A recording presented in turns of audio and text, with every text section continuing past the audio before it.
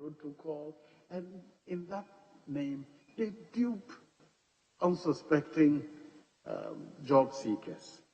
Is the military aware of such acts? Do they have any plans to fish out these fraudsters? Mr. Chairman, if you don't see the advert in the Ghanaian Times, the Daily Graphic, or the official page of the Ghana Armed Forces on the internet, please, they are fraudsters. Don't do it. Ghana Armed Forces do not ask you to pay money to get recruited. Anybody who is asking you to pay money to get recruited, that person is defrauding you. And I want the public to know that people do that. We have arrested several people, and we'll keep arresting people. And I can say that most people who are positions on influence, people go on Facebook and do that. They are all fraudsters. Please let the people of Ghana know, as members of parliament, your constituents know, that the Ghana Armed Forces should not take any money from you, except when you are buying the scratch card. Scratch card that you may pay 50 cedis to buy the scratch card. Otherwise, you pay no money. Anybody asking you for money, they are defrauding you. Secondly, there's no protocol in the armed forces. So anybody who says that there is a protocol recruitment, straight away you should know the person is trying to defraud you. There's nothing like that in the armed forces. I thank you, Mr. Chairman. Minister-designate, follow-up to Chairman's question. Your answer is we have arrested several fraudsters. What has happened to those arrested fraudsters? You know, because of the way the armed forces is structured, when an arrest is made, you hand them over to the police and they get prosecuted. Several of them have gotten prosecuted and others are facing the law courts, and some are in jail. That I, for example, have arrested people using my name, and they are currently serving time in prison. So these things are going on, Mr. Chairman. Thank you very much, Mr. Chairman. Mr. Chairman, my next question has to do with establishment of military base. I know that we have had traditional military base. In view of the fact that we have added on 6 additional regions in the country, when you are giving the law, will you consider opening additional military base, particularly in the new regions, so that they can also attend to, or they can support provision of security in those new regions? Mr. Chairman, as much as possible, the military wants to put a regiment in each region. The last we had, when we were 10 regions, we had 7, and Kamina, or the northern one, was taking care of the 3 regions up north. But today, the plan is to ensure that we have military presence in each region. In fact, for temporary basis or for the start, we have put military presence in all the 16 regions of the Republic of Ghana. We intend to ensure that we make it permanent, so that there will be military presence to support the civil police in keeping law and order across the country, and also to make the citizens there safe, and to ensure that our territorial integrity is defended and defended well. Mr. Chairman, we also intend for the fight against terrorism to ensure that we have forward operating bases across the borders. And so what you call a military base, yes, a small military base across the border to ensure that Ghana is safe. The plan has gone very far, the procurement has gone very far with that, and very soon the President will cut the sword to ensure that we have a minimum 15 forward operating bases across the entire north, so that you and myself are safe when it comes to the issue of terrorist attacks. But because it is important to realize that countries around, and I'm sure the National Security Minister, you heard him say, that countries around us are having serious difficulties when it comes to terrorist attacks. And so, as a country, we have to prepare ahead of time to ensure that our country remains safe. Ghana is an oasis of peace. And so, many people and investors will come to Ghana, but they will do that when they know you and myself can protect them. And that's what the government is investing to ensure, that the people are safe. So, yes, we are ensuring that we put military bases across the 16 regions. Not just that, we're also ensuring that the northern part of Ghana is safe, as well as the Gulf of Guinea along the coastal belt, to ensure that we have an envelope of security around the country. I thank you, Mr. Chairman. Thank you, Mr. Chairman. Mr. Chairman, we know that in all the elections that we have had, the military, there was a military deployment to support the police and other security agents to maintain law and order. But it seems to me that in 2020, there were massive military deployments, and some of them ended up even taking the role of EC to the extent that they would determine which ballots should be counted, when results should be declared, and so on and so forth. And it has even been said that some military men shot at some civilians. Honorable Minister, when you're given the nod, what are you going to do to ensure that all those military men who were deployed to support the elections, who went overboard, will be dealt with? Mr. Chairman, I want to say that I'm happy he has conceded, the honorable member has conceded that there have been military deployments since 1992 in every election, which is true. But Mr. Chairman, the military has always been deployed only to support the civil police. The military has never, whether in this election or any past election, been the front row actors for election purposes. Not at all. Even internal security, it is not their job, and they don't do that. They support the civil police. In this election, it was the same thing. If you saw the military come to any place, it is because the civil police would have called them in because the situation was getting out of hand. As for allegations of the military taking over the role of the Electoral Commission or declaring results, Mr. Chairman, I am not privy to it. In fact, I've had the privilege of issuing a statement to say that if you have such allegations or evidence, bring it to us. We'll investigate it, and if anybody is found guilty, that person will be punished. So, honourable member, if you have any evidence, we are all members. The military is for the people of Ghana. The military is not serving a political party or an individual. It is for the people of Ghana. It's to protect the people of Ghana. So if you have any evidence that there's anybody, any military person who took over the role of the EC and declared the results, let us know. And we will investigate it ASAP. I issued this statement in December, and up to now, I've not had anybody bring me any evidence. If you have, please do it, and we shall do that for you. After the shooting, I have been having briefs from the military. Like I said, it is the police who would normally, and they are the only people who always invite the military into places where they think that it has gone beyond the police to be able to handle it, to come and support them. When the incidents of shooting happened, and let me sympathize with all the families of the bereaved, people who have lost their lives. I think we all think that that should never happen in our democracy, and we all together should sympathize with those families. But Mr. Chairman, the military, as we see today, is not yet the subject of the investigation by the police. No military person has yet been caught because he has been accused of shooting somebody.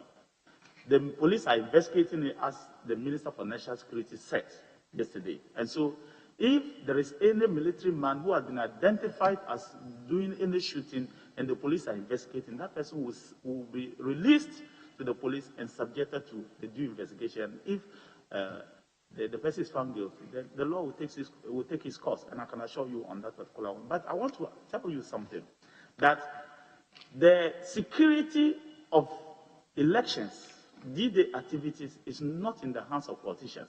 I think 1998 that we took that decision as a people to take away the power of the DCs at the DC level, the regional ministers at the regional level, and the ministers at the national level, and hand it over to the security actors.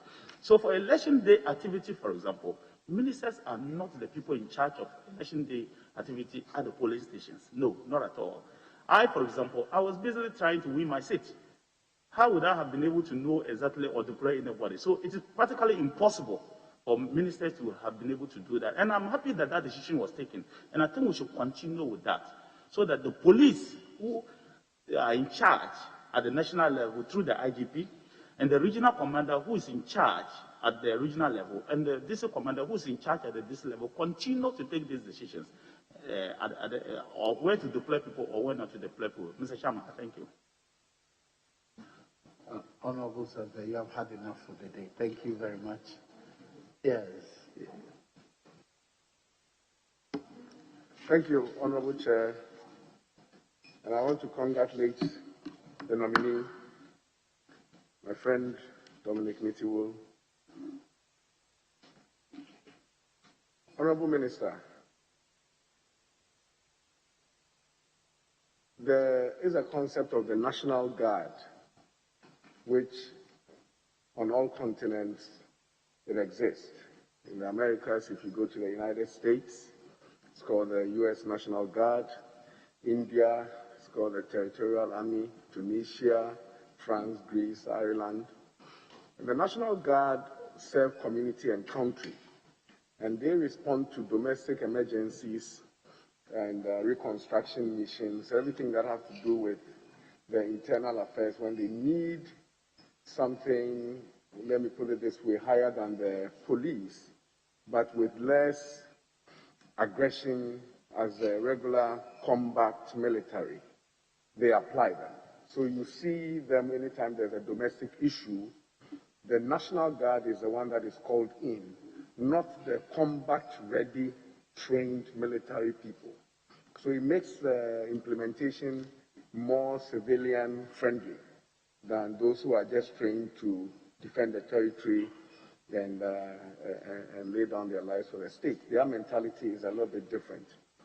When you get a nod, because I don't know that it exists in Ghana, is this something that you can think about and, if possible, do get the military to have a National Guard? Because what we have in the country, you see that there's military patrols to curb armed robbery. There's all the various missions in the country, Galamsey, Calm Life, whatever it is, that there's some military involvement. But the psyche of a trained soldier. Honorable, can they Very well. close in the The question? psyche of a trained soldier is different from one that is community-oriented. Is it something that you can look into? Is it something that Ghana can do? That's my first question. Mr. Chairman, I think that the practical experience of the member who is asking the question has come to play because of his background and where he has come from. And I think that it's something that is worth considering. The people of Ghana, rightly so, and across the entire country, will want the military to get involved in civilian life at a very minimal pace. And I think we all agree with that the military should essentially be in the barracks, and the military should come in, and especially come in only when it is very, very critical. But it is also true that we will need the services of our armed forces to some extent in dealing with all the issues to aid civil police. Currently, we have about 23 joint operations, and this president created just 2. All the others existed before that the military have with the civil police. And I think that your concept of National Guard is something that, as a country, we should look at. We should look at carefully to see whether is it not possible to have a National Guard that's more like if you go to the French country, they have the military and they have the gendarmerie, so that they are like the military police who deal directly with the people on a daily basis. So you see them on the street, they are not real combat, as you have said, but we don't have that system. So for me, it's a conversation that we can carry forward, and I will consider it if this House graciously gives me the nod to look at, and I'll deal with you to look at how we can look at it and put that forward for us as a state to consider, including members of this committee through the Committee of Defense and Interior.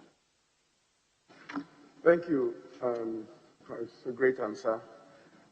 Up until I came to the Burma camp for a ministerial salute, I didn't know the achievements of the NPP government, but I was surprised. The things I saw that have been achieved in the last 4 years. Can you tell the public what you have been able to achieve in the last 4 years as a Minister of Defense?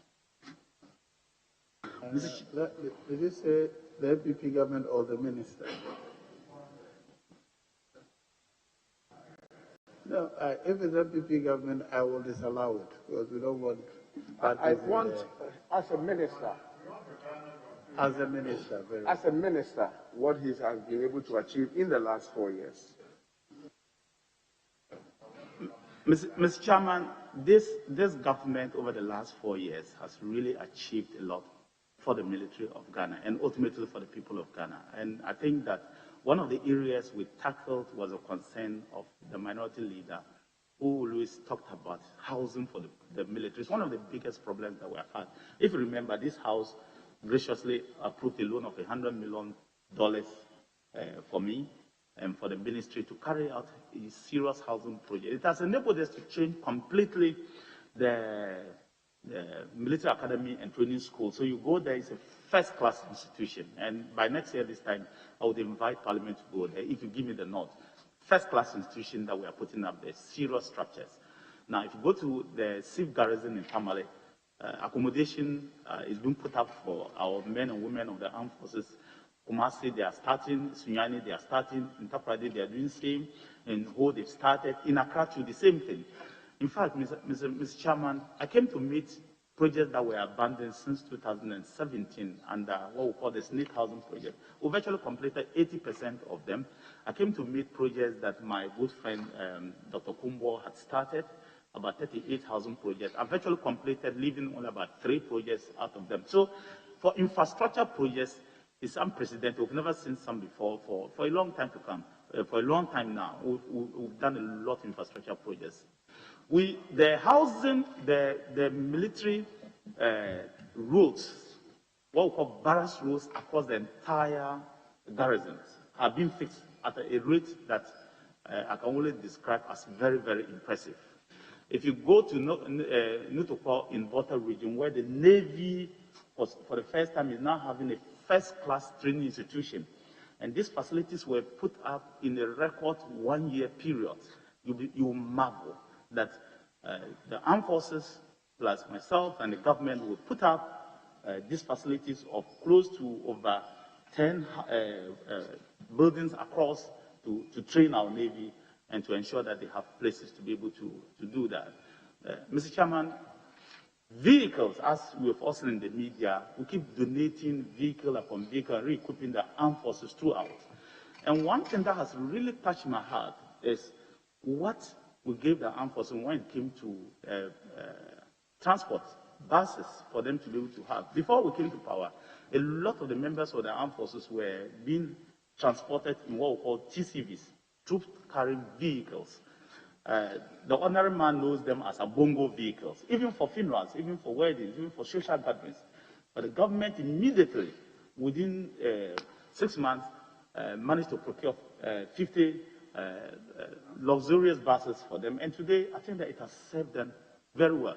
If you ask any member of the armed forces, they will tell you that that has been the case. One other thing that the soldier will want is what is in there for me. What is really in there for me as a person. Salary rationalization has never taken place in the armed forces over the last, say, 15 years. The last time there was salary rationalization was, I think, in 2006, 2007. And, Mr. Chairman, I'm happy to report to this House that we have rationalized the salary and allowances for the armed forces to at least come apart with the other security services. And this has really boosted the morale of the members of the armed forces for me. And if I want to count or enumerate the achievements, I believe that I'll take about 3 hours to do that. And I don't want to take 3 hours. Thank you. We don't have 3 hours for you on your achievements. Yes. Honourable Minister, personal satisfaction, I think you touched on a bit in your last submission, or as they call it in the barracks, morale. What is the level of personnel satisfaction currently at our basis? And even if it is high, like you just said, people ask for more. What are you going to do to enhance it? And if it is low, what are you going to do to make sure that morale is high at our bases, so that, like I always say, no soldier is trained to die for his country. You train so that your opponent will die for his, so that they are ready in their mindset if such morale is high. When the soldiers say that we know no defeat, that's the slogan of the armed forces, we know no defeat, and they say that we will defend you, that is the people of Ghana, to the peril of our lives. It surely means that when bullets are flying and all of us are running, you expect the soldier to go and face those bullets.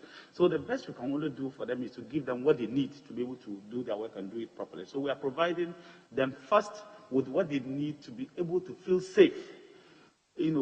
Today we are trying to mechanize the armed forces. So you see that we keep bringing armored vehicles so that we have mechanized armed forces. You don't want to give soldiers pickups to go to battle with because you're exposing them to bullets. And so we are trying to do that. It's bringing a lot of morale to the members of the armed forces. Mr. Chairman, like I already talked about salary rationalization, every human being will want to ensure that at least he can leave something in the bank when the month ends. He can take care of his kids. He should be able to make sure that at least at the end of the day, he can feed his family. And I think that it's one consideration we consider to bring the salary rationalization to ensure that the members of the armed forces at least are par with the rest of the others. But one decision that we took, which I think has helped the members of the armed forces, and any of you who have relatives in the 91 group or 92 group can ask them. When we extended the run-out date is the day you'll be released from the armed forces. It used to be a maximum of 25 years. We extended it by an extra 5 years. And that has really, really helped the members of the armed forces. And I remember a week ago, a member of the armed forces, the 91 group, came to my office. He wanted to come and see me. I didn't understand what he was looking for. Then he said, "Sir, I just came to thank you." I said, "What is it?" He said, "If not for the decision you took, I would have been home 5 years ago. But today, I have finished my house. And I want to really come and let you know, if I didn't do that, because I'll be going home next year, but if I didn't come and do that, then my God will not forgive me." That statement sums up what the morale is when it comes to the members of the armed forces. And I think that we should continue with that.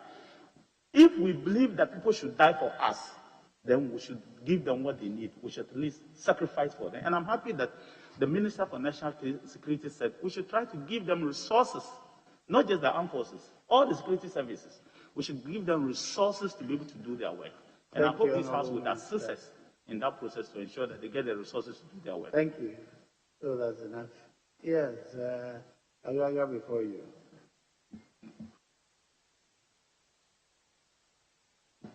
Thank you, Mr. Speaker.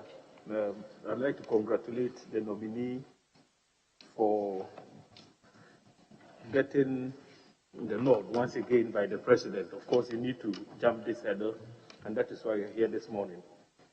Honorable Minister, the core mandate of your former ministry, you've served there for 4 years, is the protection of our territorial integrity. That is the core mandate, and this is provided for under the Constitution.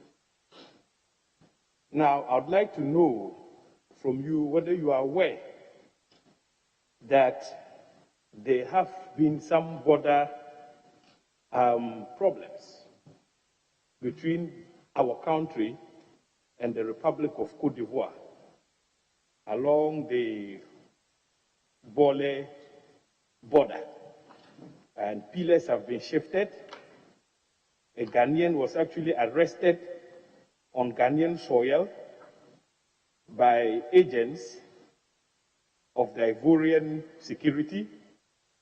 He was put before court and is currently serving a 10-year jail term. In fact, the border pillars have actually been shifted.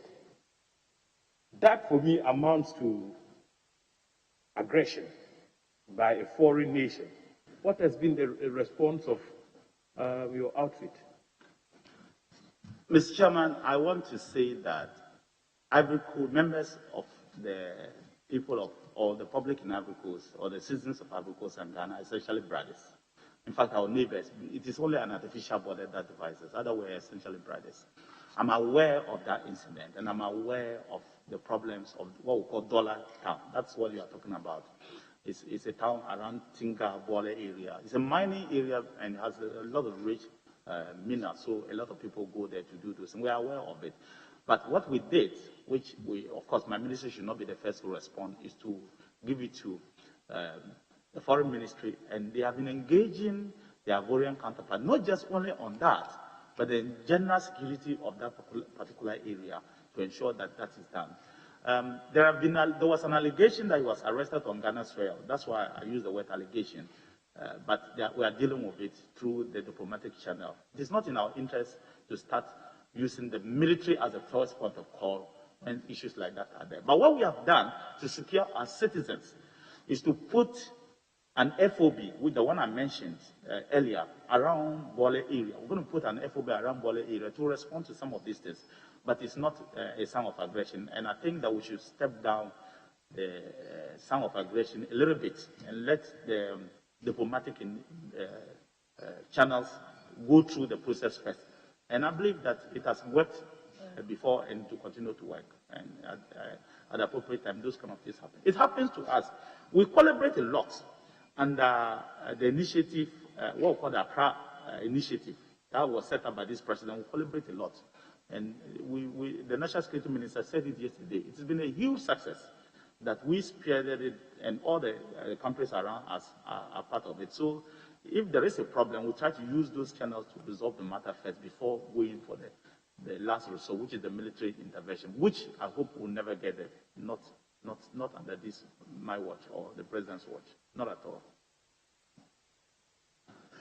Yes. Honorable Minister, you indicated in an earlier response to a question posed by my colleague, Honorable Samson Ahi, that the military is not the lead agency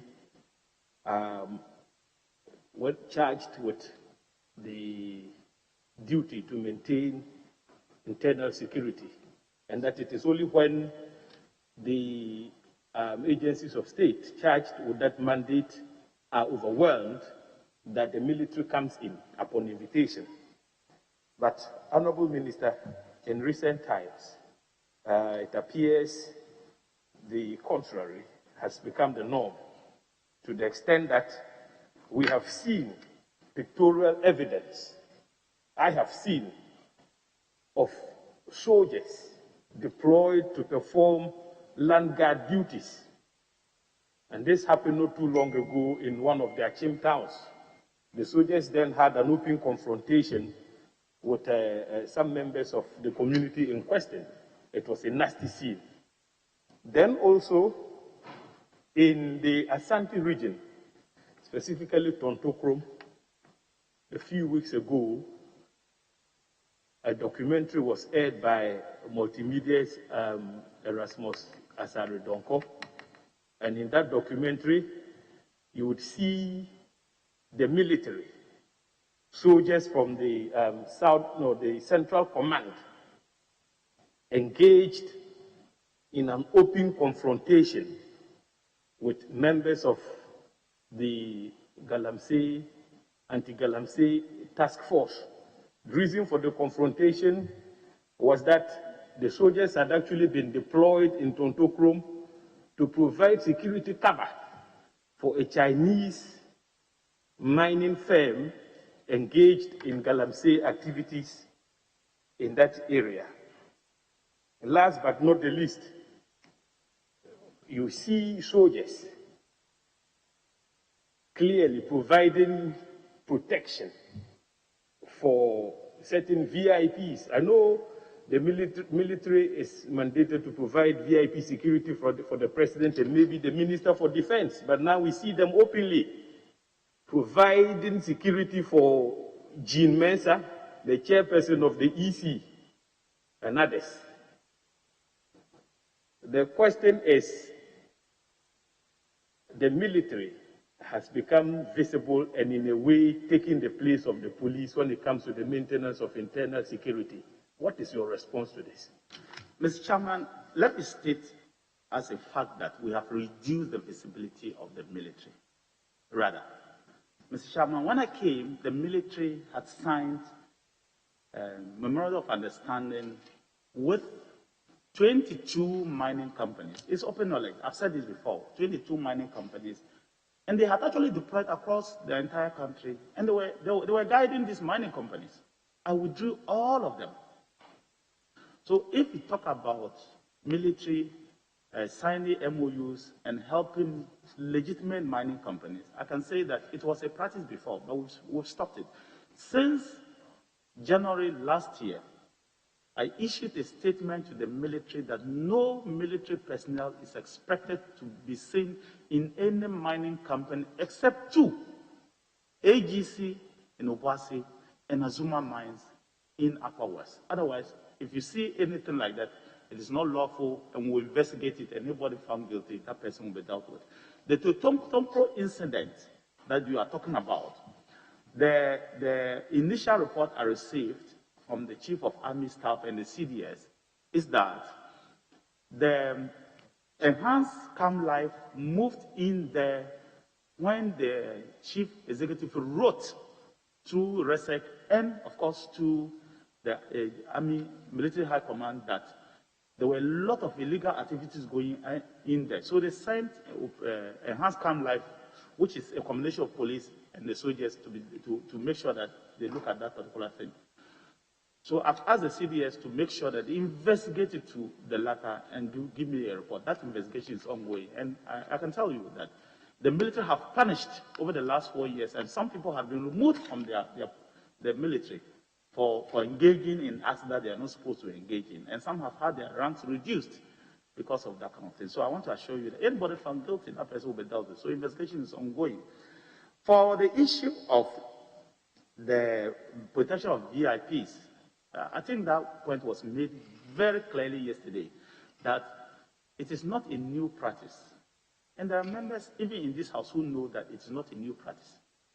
That if an assessment is made, a security assessment is made on a particular VIP, and we believe that we should use a military person temporarily, we will do that. Because every country does that.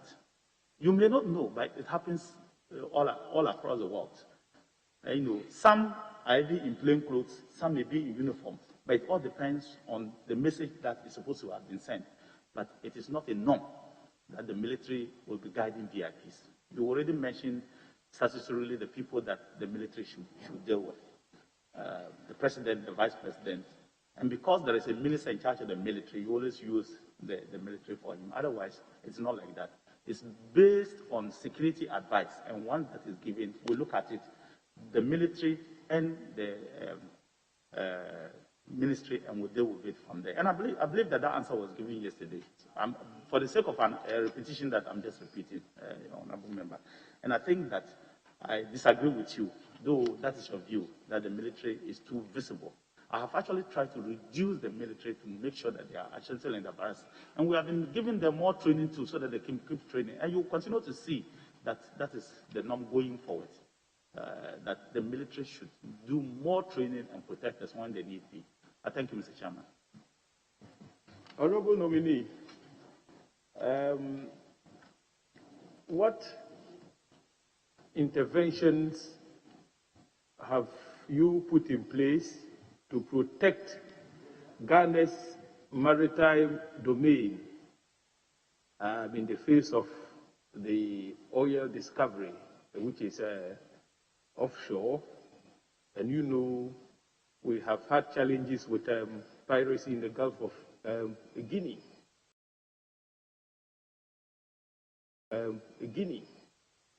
Our posturing as a country in terms of our defense strategies have been very defensive for a long time, but these are new threats and challenges.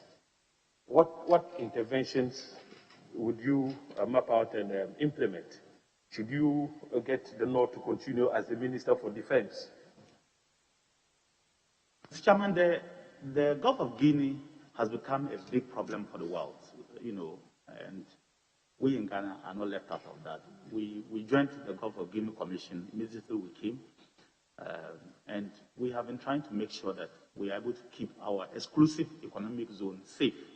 And as part of it, the government has awarded a contract to build a military base at Nzelizu, Western region, for us to be able to reach the exclusive economic zone, particularly the oil fields, in record time. It used to be 4 hours from Takrady. Today, if that military base is complete, we will reach there in 25 minutes. And I think that is something that the government is doing. So we are re-equipping the Navy from the FOB through their boats to ensure that they can protect all of us. For future plans, we are looking at doing same in the eastern part so that we can have an envelope of security within the naval base, within the exclusive economic zone, which is about 550 kilometers, and then 300 nautical miles, 200 nautical miles inland, which is like 300 kilometers. So we are trying to do everything to ensure that we can protect. The steps have already been taken, a contract awarded, and those things have been done.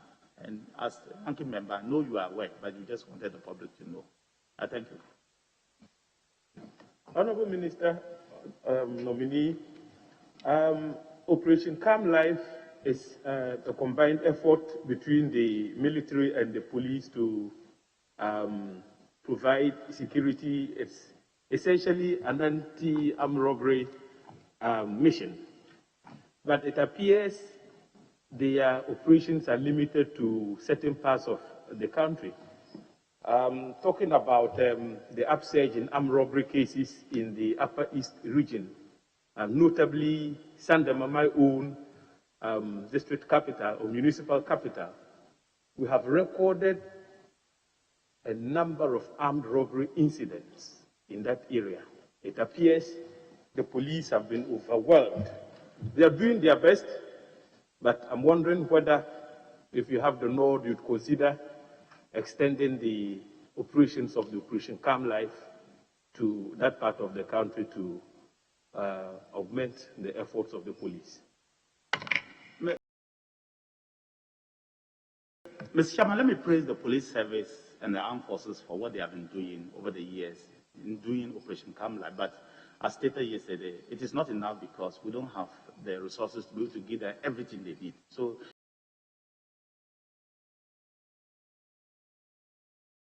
they are doing what they will have to do, the limited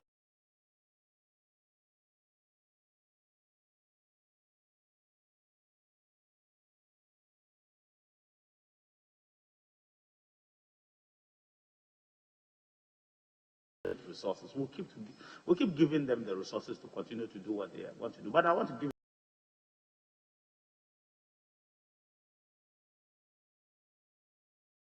you some good news. One of the 4 operating bases, which is what I call the military base, will be sited around the Vrombo area. And I think that it will help in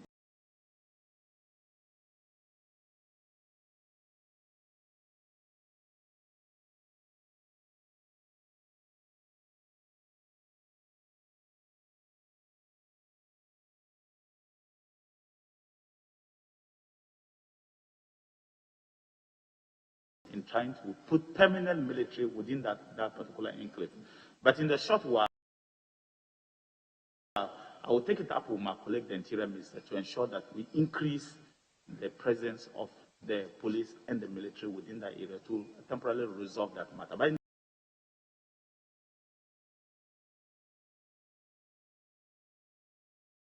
the long run, we are putting the military within that area to assist the general police when they are needed, because we don't want a situation where they have to come from Boku or Tamale or what. It's very far when they are needed. Once we put an FOB in that area, I believe that it will be done. So if this not, if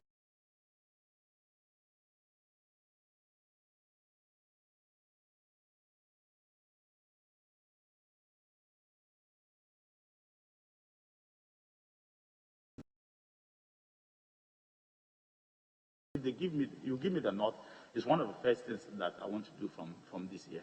I thank you, Mr. Chairman.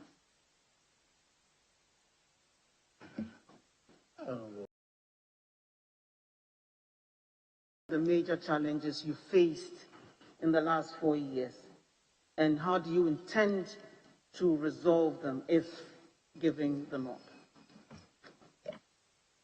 Chairman, undoubtedly, accommodation is one of the biggest challenges that members of the armed forces face. Like I said, we've already started under the Barracks Rejuvenation Program, and we'll continue to ensure that members of the armed forces have accommodation. My vision, if I can achieve it, is to ensure that all members of the armed forces are in the barracks, so that we can make sure that there's discipline and morale within the armed forces. It is very, very important for us that as far as you are a serving soldier, you should be in the barracks and not rented, not in a rented apartment or even your house outside your barracks. So I want to do that as much as possible, and it's one of the things that if this House gives me the nod, I'll continue.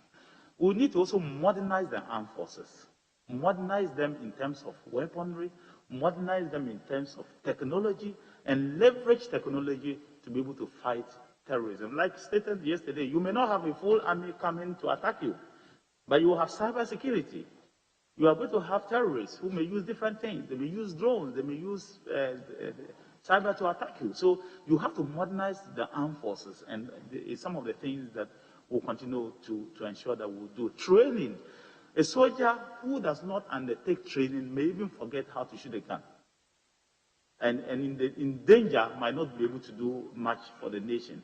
And so you need to stimulate battlefield experience for your soldiers, even when there's none. And so the firepower demonstrations that the soldiers go, and I will invite members to continue. If you give me the nod, I will invite members to at least witness one, to see how soldiers are within the battlefield. When you hear the guns shoot over your head, even as a visitor, then you begin to see how they feel.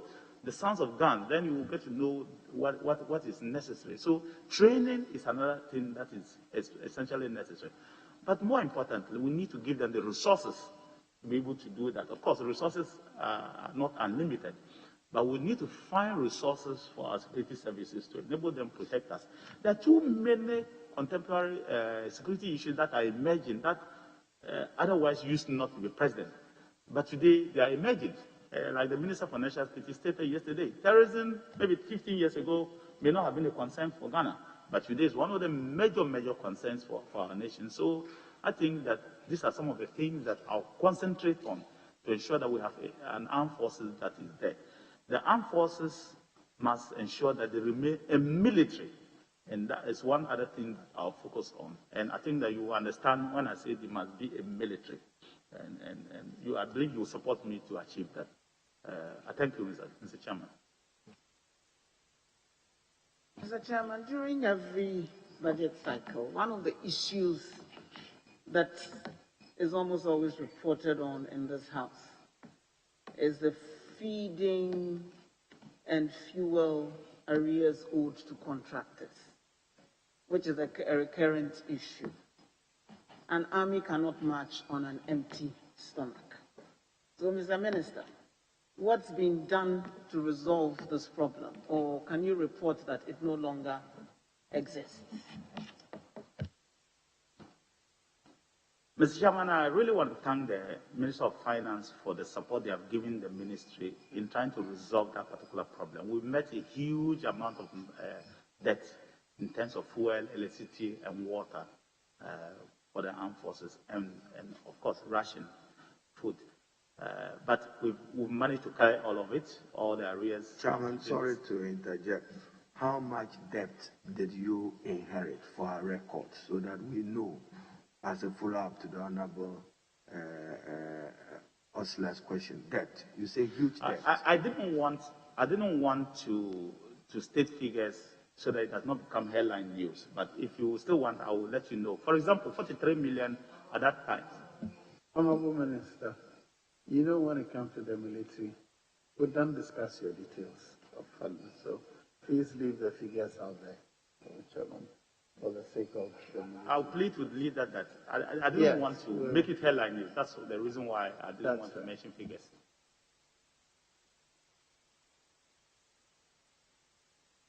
Can I ask my final question? Well, that was your third question, right? No, second. Okay, go ahead. I'll be very brief.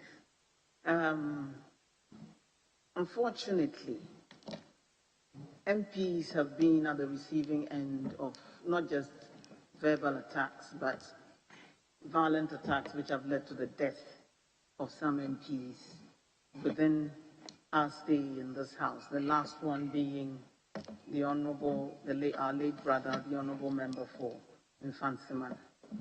Now, would you advocate for basic military training for members of parliament to be able to protect themselves or defend themselves when attacked? Mr. Chairman, I think the House took the decision to engage the Minister of Interior to provide security for members of parliament. I think that has been done, and I'm happy that that route should be the route that we should take. But for individual purposes, the armed forces is always willing at a secretary to assist caucuses to go through some disciplinary things for the purpose of individual caucus things that we can facilitate for you. But the armed forces, at no fee, I don't want to say that. Because the armed forces have some traits that Ghanaians need: discipline, timeliness, neatness, and some few things that the Ghanaians really need: consciousness, loyalty to duty, straightforwardness, and truthfulness, and some of the things that you really need as people and as members of parliament. You remember, members of parliament, apart from the president, are some of the people who people kill to actually vote.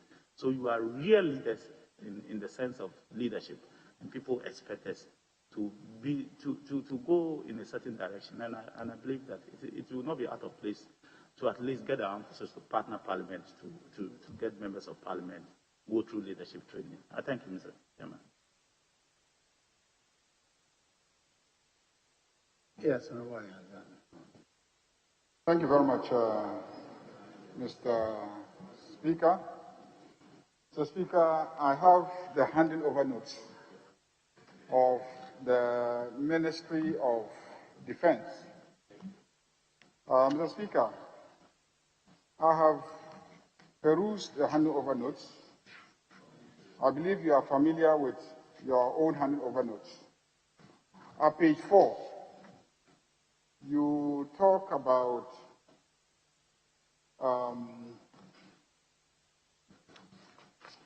there are 2 volumes. At page 4, you talk about accommodation for the military, and you give some indication of work that is being done.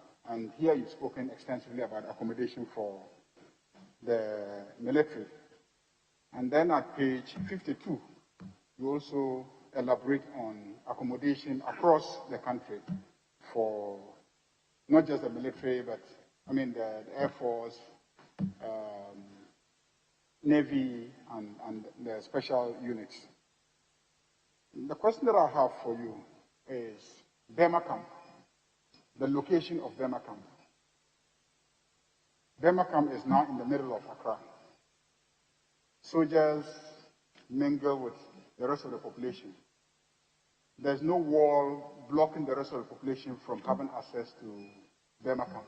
There's an effort, but it's not the entire area that is fully walled, if I recall it. Now, will you consider relocating the Burma Camp from where it is, and Teshi and all the other different units of the military in Greater Accra? Will you consider relocating them to a place like Segleme Housing Project, where, as we speak, we have 1,024 housing units either completed or near completion, with infrastructure reasonably available. And it is not far from your military training grounds, and not too far from the ocean where, the Navy could also put up infrastructure, and then not far from Bundasi, and also not far from Michel Camp.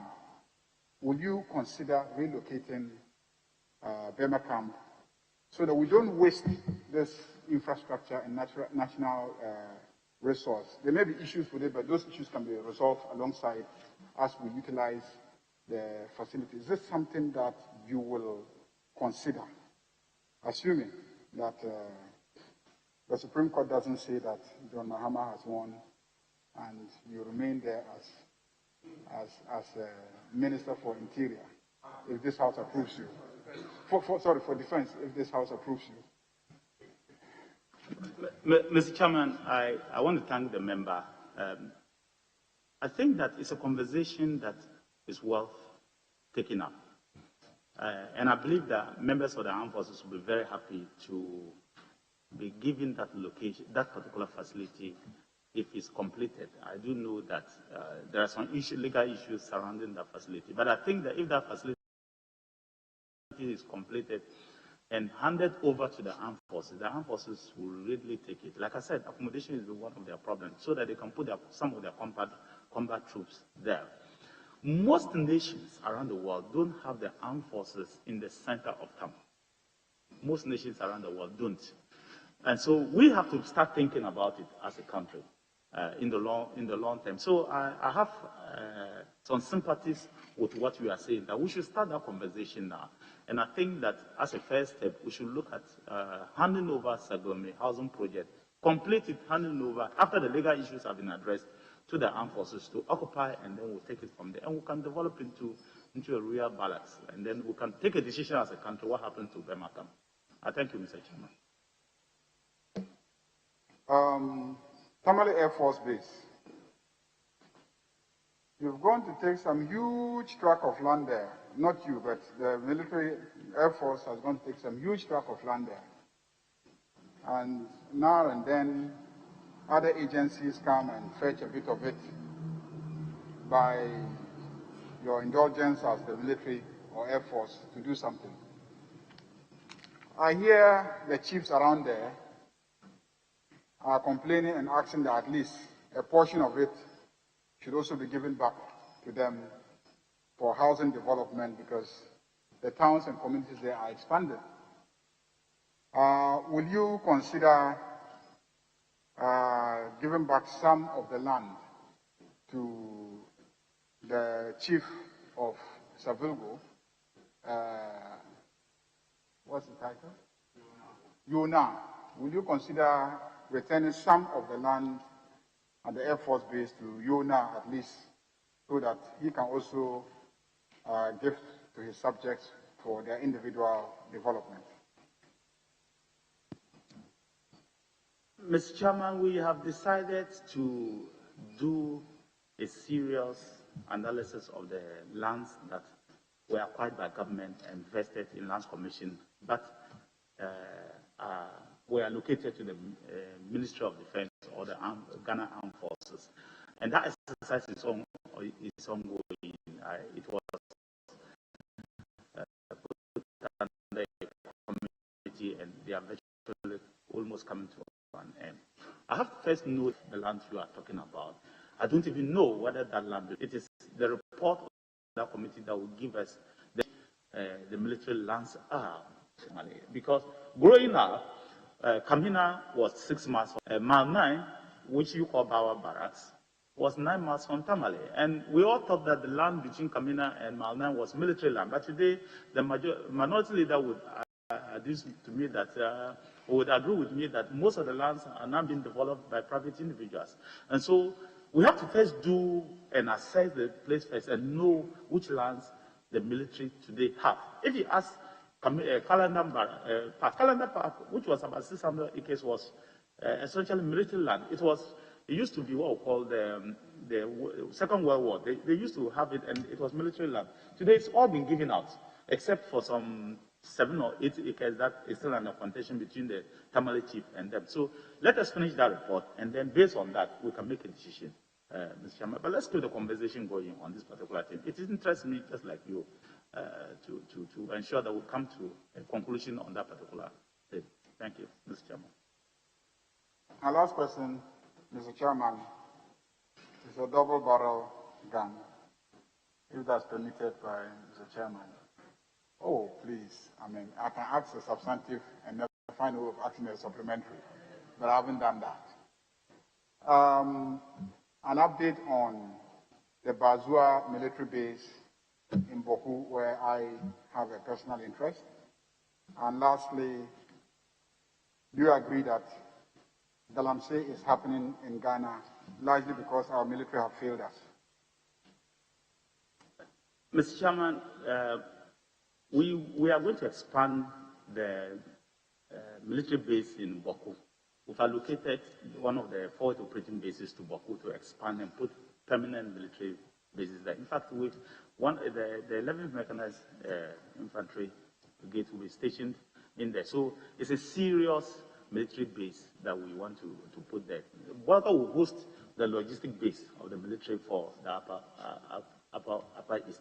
And so you can be rest assured that as a member of parliament, if you give me the nod over the next 4, we'll work together with the others, chiefs and opinion leaders and the MC and all the other people together to ensure that we do something that will benefit all the people together. Because we don't want a situation whereby we will be having the problem that we're currently having. You decide a military base somewhere and tomorrow the town immediately has grown up to catch the place and you start having the problems that we're having in other places. So let's keep that conversation going, not just you and me, but as a nation, to ensure that we do the right thing. But I don't agree when you say that the military has failed us in the fight against Galamsey. I think that you have the experience because you were Minister for Lands and Forestry before. You were Environment, and you know the extent to which Galamsey had almost consumed this country shortly before you left office. And the military stepped in to do what they needed to do. Last year, January, I felt that the military had achieved what they were asked to achieve. That's what I asked them to move out. Like it started before yesterday. Galamsey has been with us for a long time, but it is the nature of the current system where we go and use excavators to destroy our water bodies, to destroy the environment that is posing the problem. But for our local people who go and use cutlasses and hoes to just go and collect some small minerals, I don't think that should have been a problem for us. We don't want also to keep your military in the forest.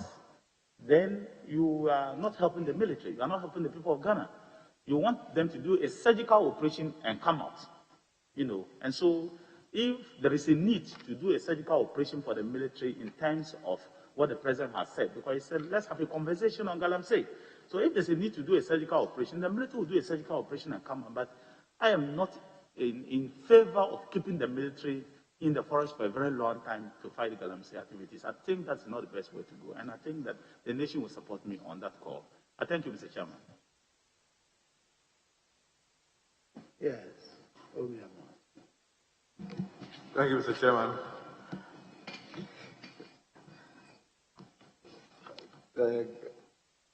My good friend, nominee, congrats for being nominated again to serve as the Minister for Defense. The first question I want to ask is whether you have an idea of the female ratio in the military and the efforts you are making to encourage the ladies to be recruited in the military. Mr. Chairman, the Armed Forces is making every effort to encourage our female counterparts or our females to do. But it's a very competitive field. It's a field that you don't want to do favoritism. You want to make sure that people qualify or merit. So all the women you see today, they qualify or merit. But there's a gender desk that we have set up at the Ghana Armed Forces. But like I said, the females there are not recruited just because they are females. No. They are recruited based on the fact that they are qualified, they are exceptional, and they've done well. Ghana has one of the highest in terms of numbers. I will not give because of the sensitivity of that question, but we have one of the, in fact, we've virtually passed the UN threshold of the ratio when it comes to both peacekeeping and then even the people within the military. But the encouragement is always there to ensure that, and we are conscious of that, to ensure that the females are given the due recognition percentages that they are supposed to get in the recruitment process, so that the numbers are kept at par. They do a lot of work, and they do very, very well when it comes to the work of being a soldier. And I want to encourage them to continue to avail themselves, because it's a service. If you don't avail yourself, it's difficult to get you there. And so far, the females are doing exceptionally well. I thank you, Mr. Chairman. Thank you. Yesterday, when the nominee for Minister for National Security appeared before us, he said it's a big challenge, indeed a huge problem when it comes to information technology security. And as far as the military is concerned, the Ministry of Defense, can you give us an idea of the kind of investment that you're making in technology to assist in defending the nation? Usually we talk about recruitment, we talk about troops, etc. What efforts are you making towards the direction of investing in technology which will assist in our security? Mr. Chairman, I just said that one of the prime things we want to do is to ensure that we bring a lot of technology into our military field. We are doing a lot already. But like I said before, when you are talking about firepower and the military, you want to give as little as possible because we are talking to the world. And you don't want people to know exactly what you have or you don't have. But I can assure you that technology is one of the things we are leveraging and will continue to leverage. But like he stated yesterday, if you don't have resources, you will not be able to do that. But it's one of the 5 pillars under the next 4 years that we are considering. I thank you, Mr. Chairman. Yes, the last one is about military bases. Are there any plans to have more military bases in Ghana? Mr. Chairman, I thought I answered that question. Yes. Yes, and I've already given out a number of those bases, saying that we're going to build, in the north alone, over 50 military bases. We're going to ensure that all the regions have military bases across. It's just to help ensure that we have military presence in as much as possible. But the budget for the 15 up north is already there and it's ready. And 15 is there and it's ready, and we're going to roll it out. And as we get more resources, we'll roll out all the others in all the other regions to ensure that everybody has a military base to be able to assist civil police to do their work and do it effectively. I thank you, Mr. Chairman. Yes. Sweeney first, yeah. Thank you, Right Honorable Speaker. Sorry, Mr. Chairman, for the opportunity. Mr. Chairman, I do not intend to ask a question on emoluments and how well resourced the armed forces is, but just to refer the Minister to the medium-term expenditure framework for 2020 to 2023, Ministry of Defense. Page 24 of that report states that logistics and financial constraints were the main problems of the ministry in 2019. And so perhaps when the minister gets the opportunity, he may want to, avert his mind to that as he speaks of how well resourced the ministry has become under his watch. It's important to pay attention to that acknowledgement of the major challenges in the medium-term expenditure framework of the Ministry of Defense. But my first question, Mr. Chairman, has to do with the image of the Ghana Armed Forces. It is something that a lot of people are worried about. I have seen a number of research reports that have complained about how they are either misused or abused, either in mining sites, where it is even suggested some mining companies are bribing the Ghana Armed Forces, either directly or by way of corporate social responsibility, where some roads are tarred and all of that. Mr. Chairman, the minister has already spoken about how they are assigned as bodyguards to people. And when the minister spoke about the chain of command, he talked about how he was busy trying to win his seats. I have some pictures here of the minister campaigning with very strong military just around him. I wonder, if that was also, part of the duties of the Ghana Armed Forces. So, Mr. Chairman, some of these operations that the military have been engaged in, like preventing mining, we know what has happened. You were strongly, criticized when some tipper trucks were bent in Dalong, for example. All of these do not contribute to giving the military, the Ghana Armed Forces, the image that it deserves. As Minister for the last 4 years, have these reports and these concerns come to your notice?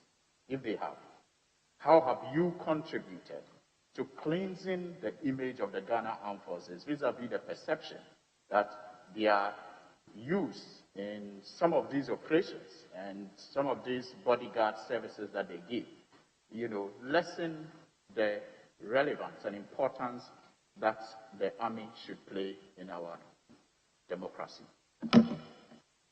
Mr. Chairman, I thank you very much.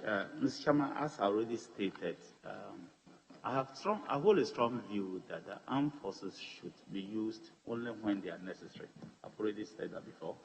And I said that the armed forces were engaged in trying to help because of, at that time, the difficulty of containing illegal miners, in trying to help protect 14 companies under the Ghana Chamber of Mines and 7 other companies that were private companies prior to my coming. And I withdrew all of them. Of course, the beneficiaries were not happy, but I did. I did because I thought that the armed forces should not be exposed so much to the public, and they should allow the police to do that type of thing. And so I still hold that view, and I've, as much as possible, told the commanders to ensure that the armed forces operate within that kind of cycle. So the complaints for the public, like I said, the armed forces are for the public. They largely serve the public, and they will do things in the interest of the public. So when these complaints come, we take it and use it as a form of reforming the orders that are given to the armed forces. And particularly, I sympathize with the owners of the tipper trucks that were burned. I said it here on the floor, that it was not just in Tamale that the armed forces thought that the first thing, when they were giving the tax on Operation Vanguard and the Riverine operation, to put the fear of God in certain people who they thought were recalcitrant. But from the public reaction, including what happened in Parliament here, the armed forces have to redo their orders and get them to slow down. So you didn't see any more burning after that kind of thing. There was burning in, I think, Eastern region and in Tamale. And in the Tamale case in particular, Mr. Chairman, Ghana Water Company had said that they were not going, they couldn't produce water for Tamale Township in about a month's time if the people continued the sand-winning activity that was destroying the water. And the military said that they had gone there 2 or 3 times to talk to the people. But as we know, maybe the owners may not even have known that this is what their drivers are doing. But the owners are those who really lost. So, like I said, I sympathize with the situation. But they were actually doing that, according to my brief, to save the Tamale Township from having serious water shortage. You know the effect of not having water for a population of about 400,000 people. It would have been devastating. And so sometimes they take these decisions, Mr. Chairman, not because they just want to punish people, in good faith. But when issues come, we investigate at the level of the armed forces, and if there are issues to correct, we do correct. So I want to tell you that your concerns are always taken. Tell me, you may think they are not, but they are really, really taken in fashioning our policy going forward. So as a follow-up, I'm indulging Chairman to come in. Minister, I appreciate your response to the question by the Honorable Sohine. But it appears to me, for the record, I've heard you use Tamale. What I do know, because I visited the site, it should be Afayile, Dalong, Kumbongo, but tipper drivers or owners who are affected, you are free to say Tamale.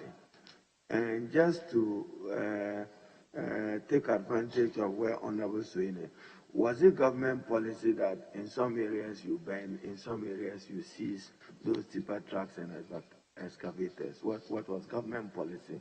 So, but for the record, it should be Dalon Afayile, because I recall with the Honorable Ras Mubarak and probably Honorable Suine and Co, we had to go and empathize with the families that were affected because their livelihood was dependent on it. Will you consider your action as high-handed?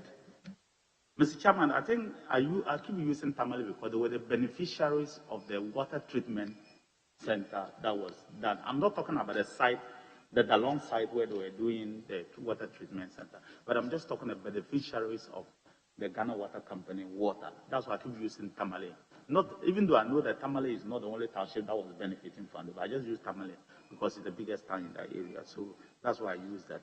Mr. Chairman, it was a government policy. The government policy was to protect the water bodies.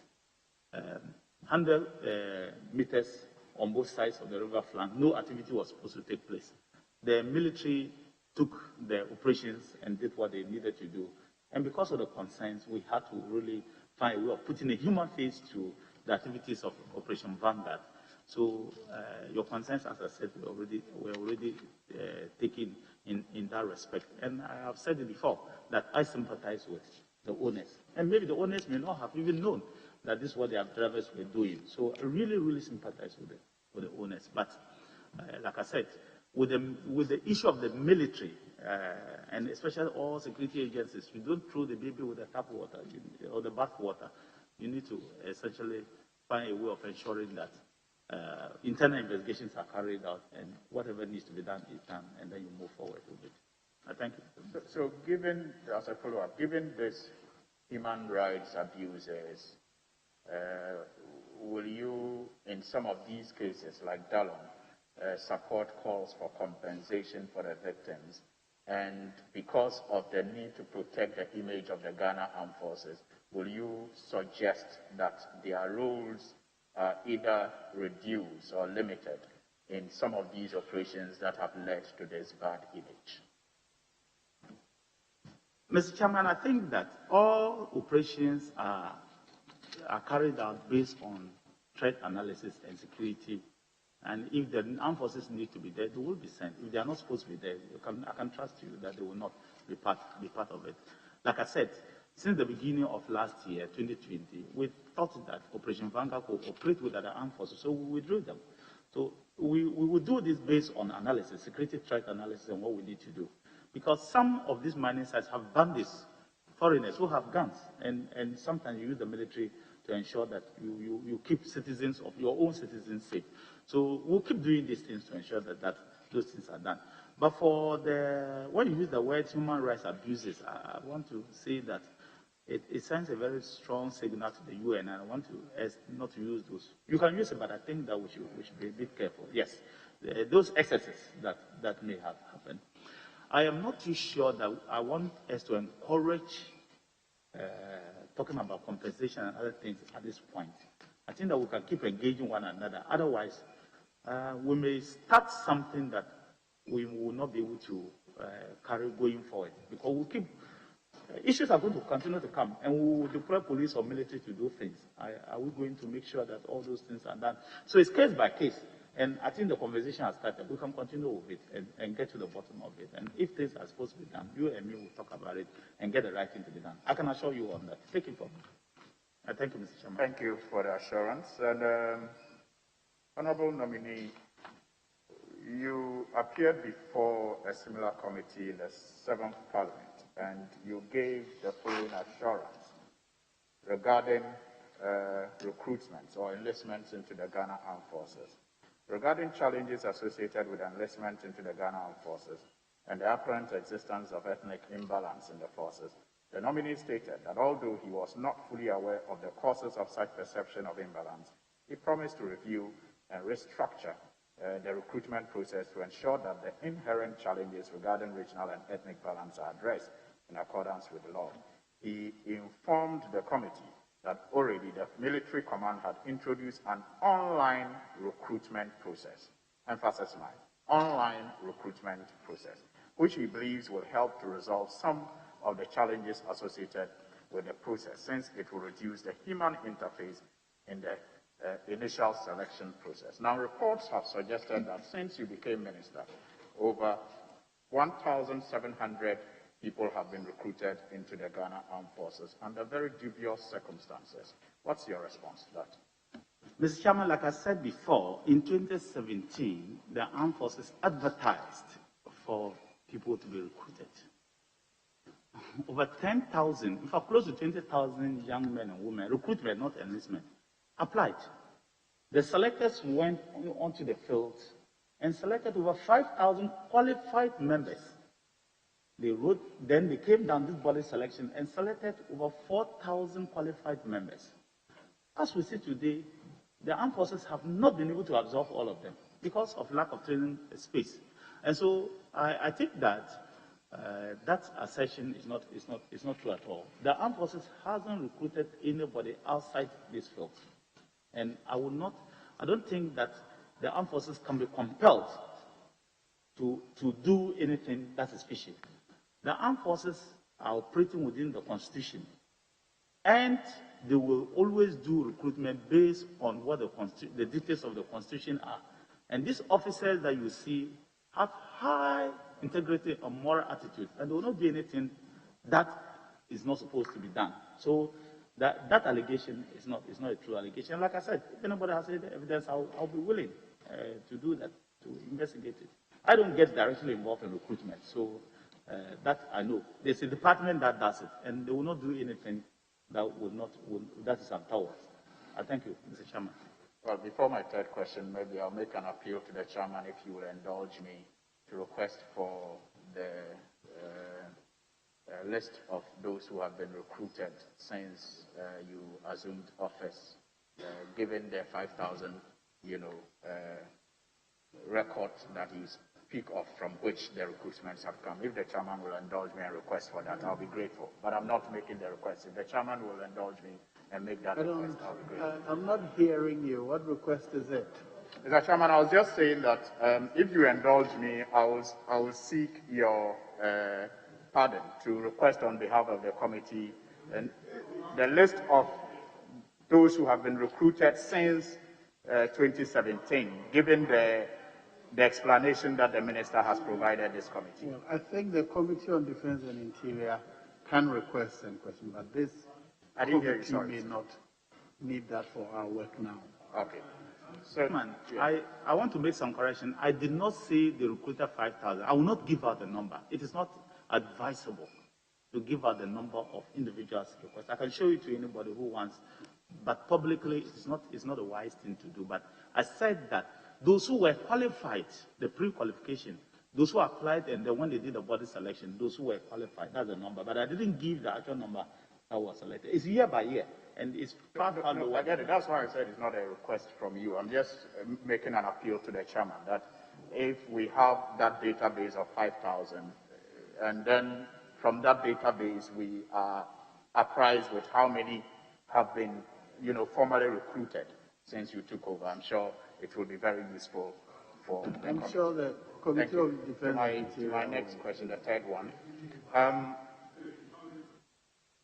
This is my third question. There was a conflict in 2019, 2020 in the Chakoni area involving Chokoses, Anafus, and Kokobes.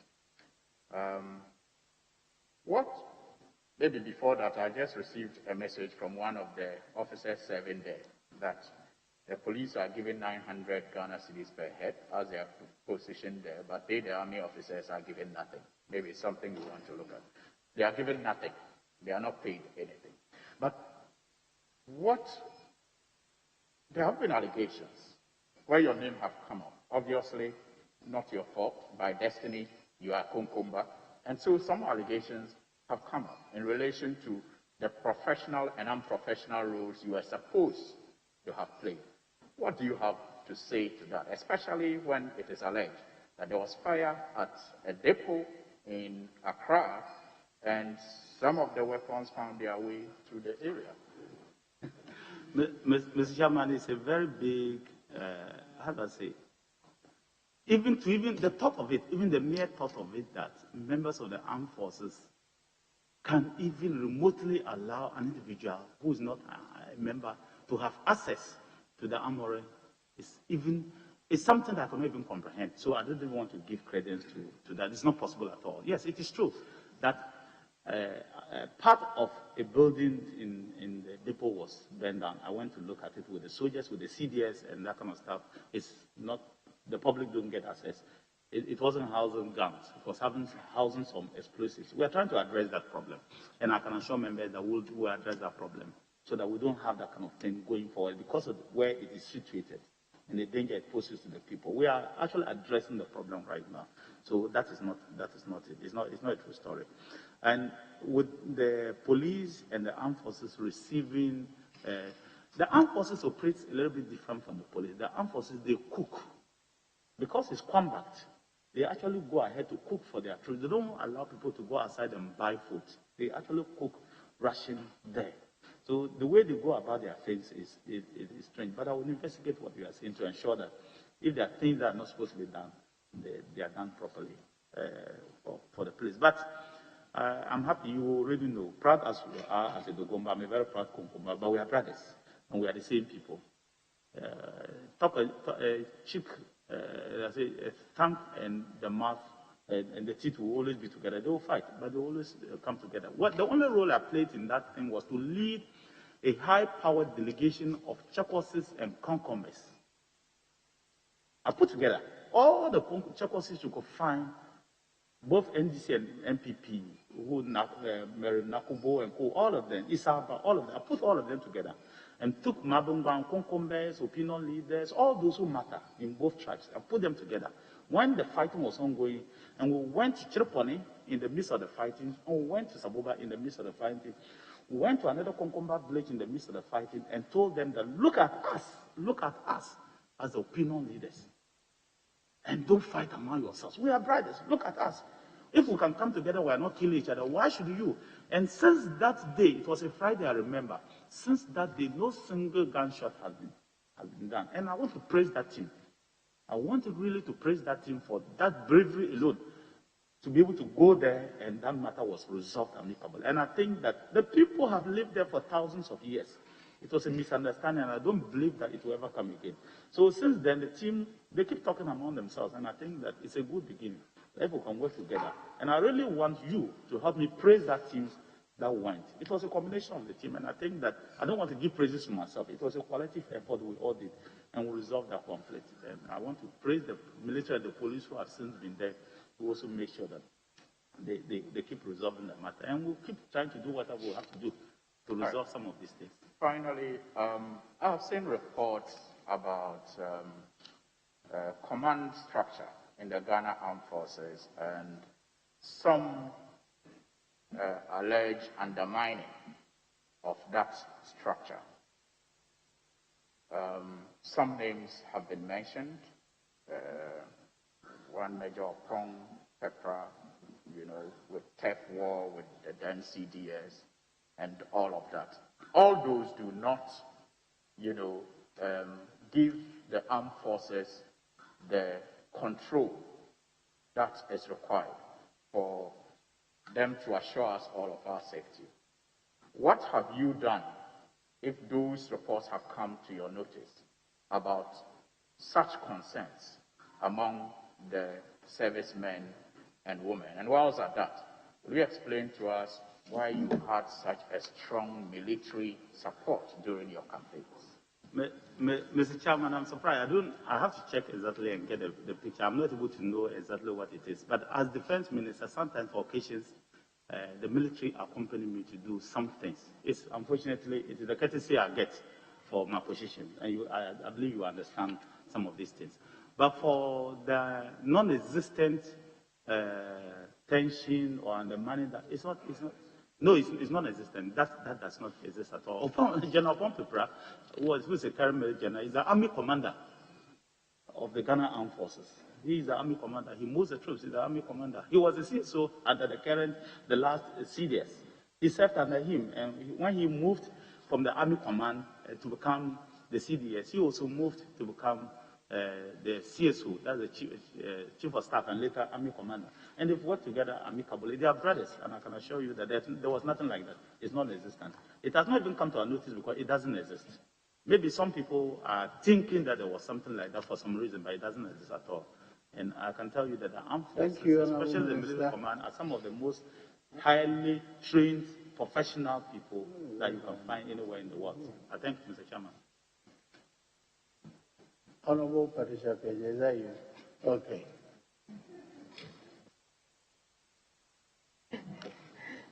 Thank you, Mr. Chairman. Honorable Minister, congratulations.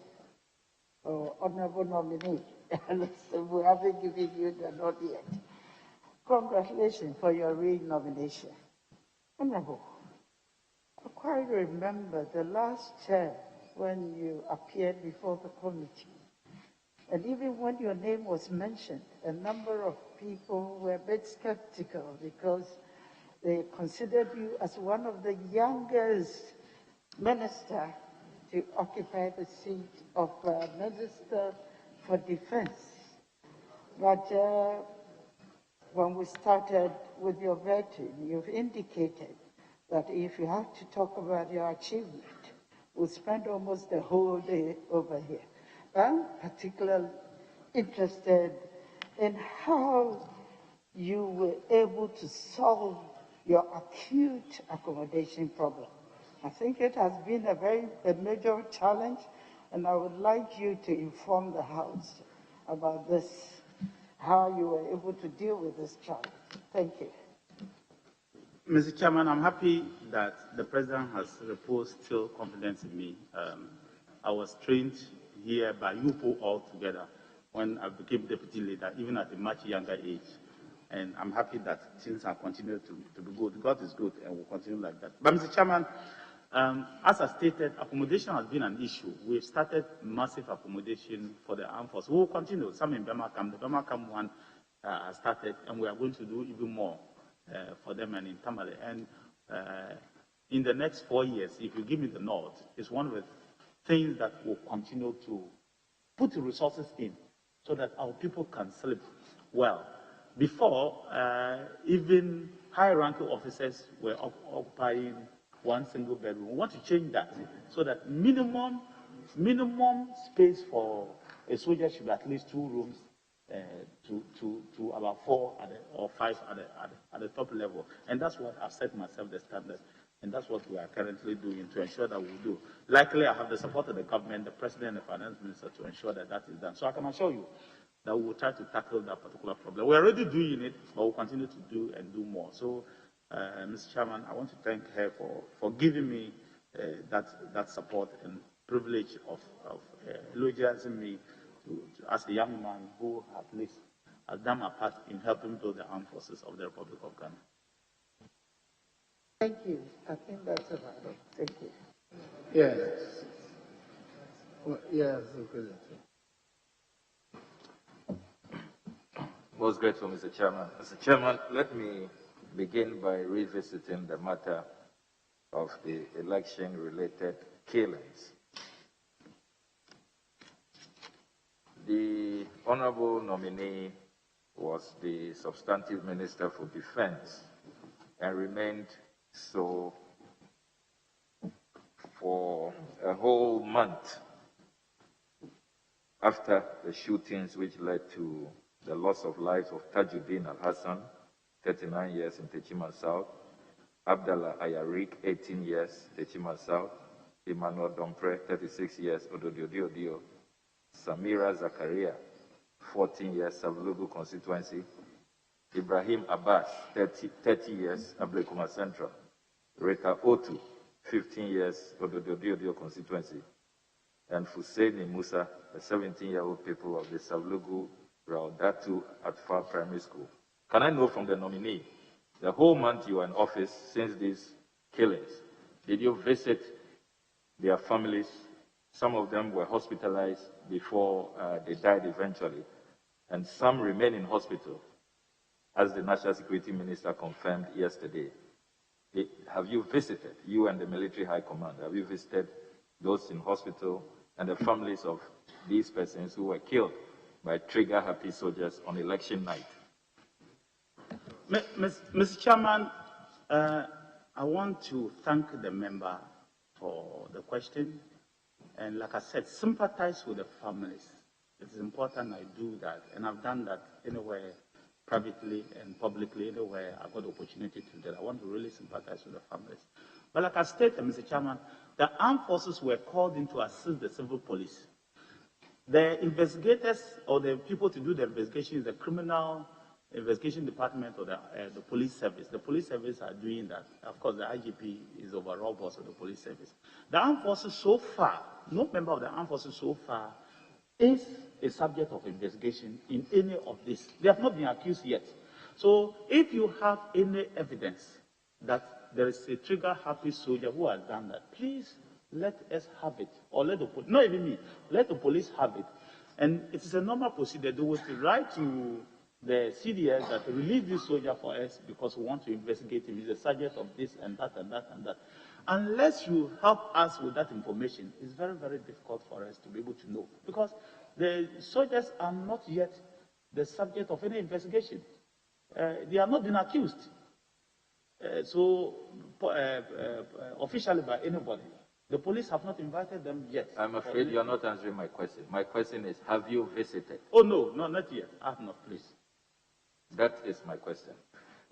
The next matter I intend to return to is the infamous night of January 6th in this very chamber.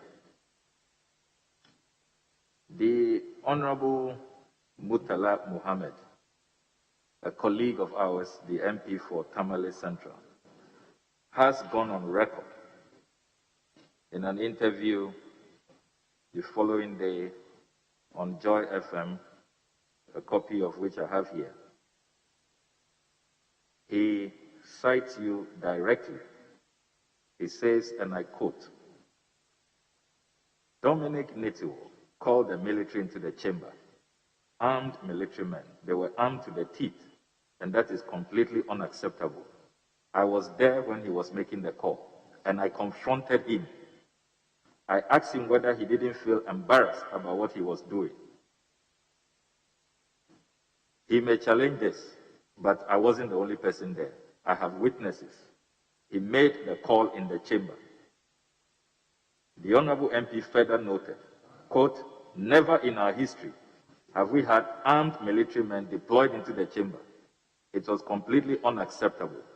The Minister for Defense made the call when he was standing with him, and I told him it wasn't necessary because it would be a blur on the integrity of this house, unquote. How do you respond to the Honorable Murtala's direct allegation that you invited the military into this chamber? Mr. Chairman, that is not a true story. I've already answered this question, that I didn't even have the capacity at that time. I was the Minister for Defense. And so I didn't have the capacity at that time to move the military. And he knows, my friend, he's my very good friend. He knows that I had not spoken to him for a very long time. In fact, this is where I was sitting over there. I didn't go to any place. I only would go and unite a passport and come back. I never went to any place to go and be moving anybody. But like I said, and yes, I was sitting with him and sitting with the independent candidate, and both of them can confirm. But like I said, that the military are some of the most professional people. They may take a decision to do one, they and the police may take a decision to do one or two things, but they would have taken it thinking that they are doing their best to solve the situation. We should not pass the baby with the bathwater. I follow up on that. Do you know Colonel Joe Punamani? Colonel Joe Punamani? Yes, I do. Who is he?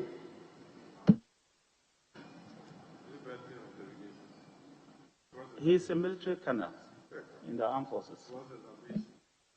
Was he the head of the Presidential Military Guards who led the team here?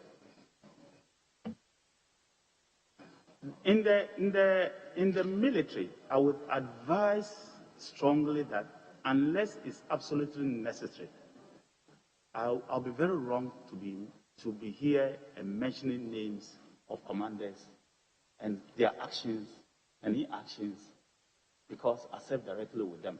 But I want to say that Punamane is the current head of the presidential protecting team at the Jubilee House.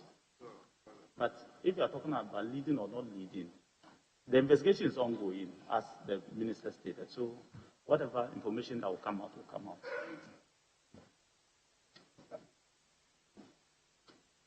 I want to come to the Ghana-US Defense Cooperation Agreement, which you signed. And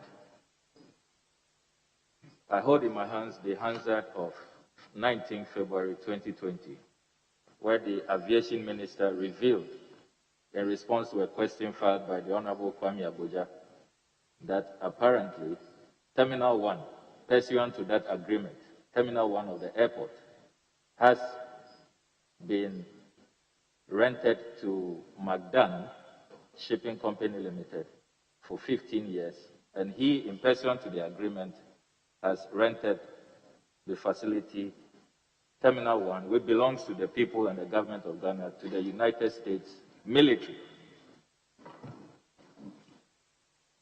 You signed the Defense Cooperation Agreement. Do you have a copy of this agreement? And why did the Ghana government not deal with the Americans directly? Why did you have to rent the facility to a private entity, and he is then dealing with the American government directly, when this was a bilateral state-to-state agreement that came before this House? Mr. Chairman, in the first place, as he stated, I'm not the one who stated it. It's not under my jurisdiction, so it's difficult for me to answer that portion of the question, because I don't know. I'm not the one who signed it. That's why I didn't state the issues. But Mr. Chairman, the agreement to give facilities out to the Republic of the American people, that is the United States of America, was signed in 2015 by the government of Ghana, by the then foreign minister, in 2015 by the government of Ghana, when Ghana agreed that we shall give some facilities to the Americans. It was signed in 2015 by the then foreign minister to give some facility to the agreement. And I've said it publicly that, look, partners or people who are partners for some goodwill activities do some of these things, and I agree with it. And that's why I continued with what was started.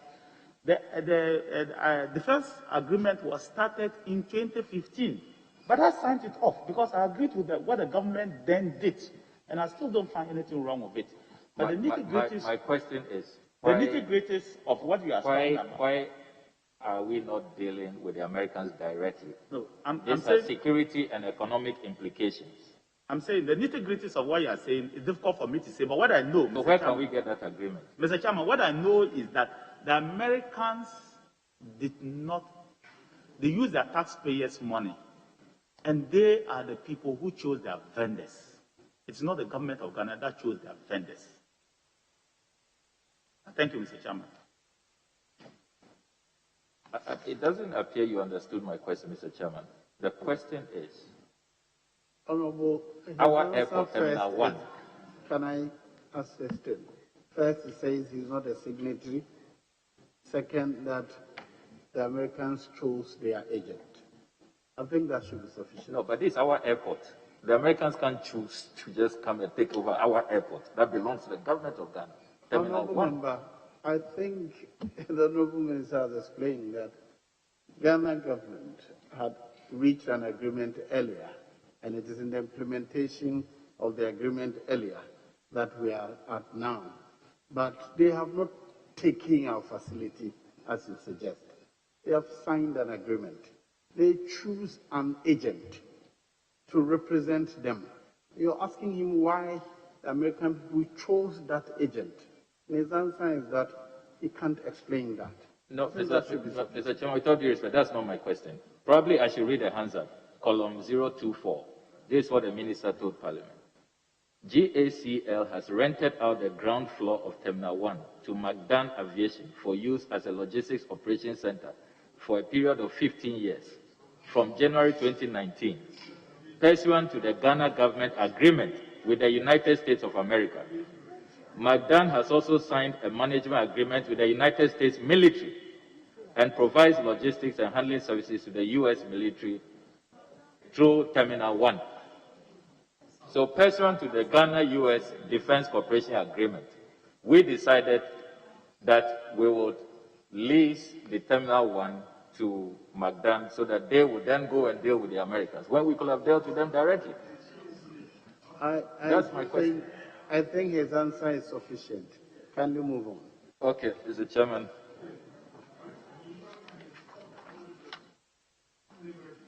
The nominee. Yeah. Chairman, with your indulgence, let me just get clarity to the question of Honorable Ablakwa. His reference minister's own words to Parliament. There is a two-party agreement between two states, the Republic of Ghana and the United States.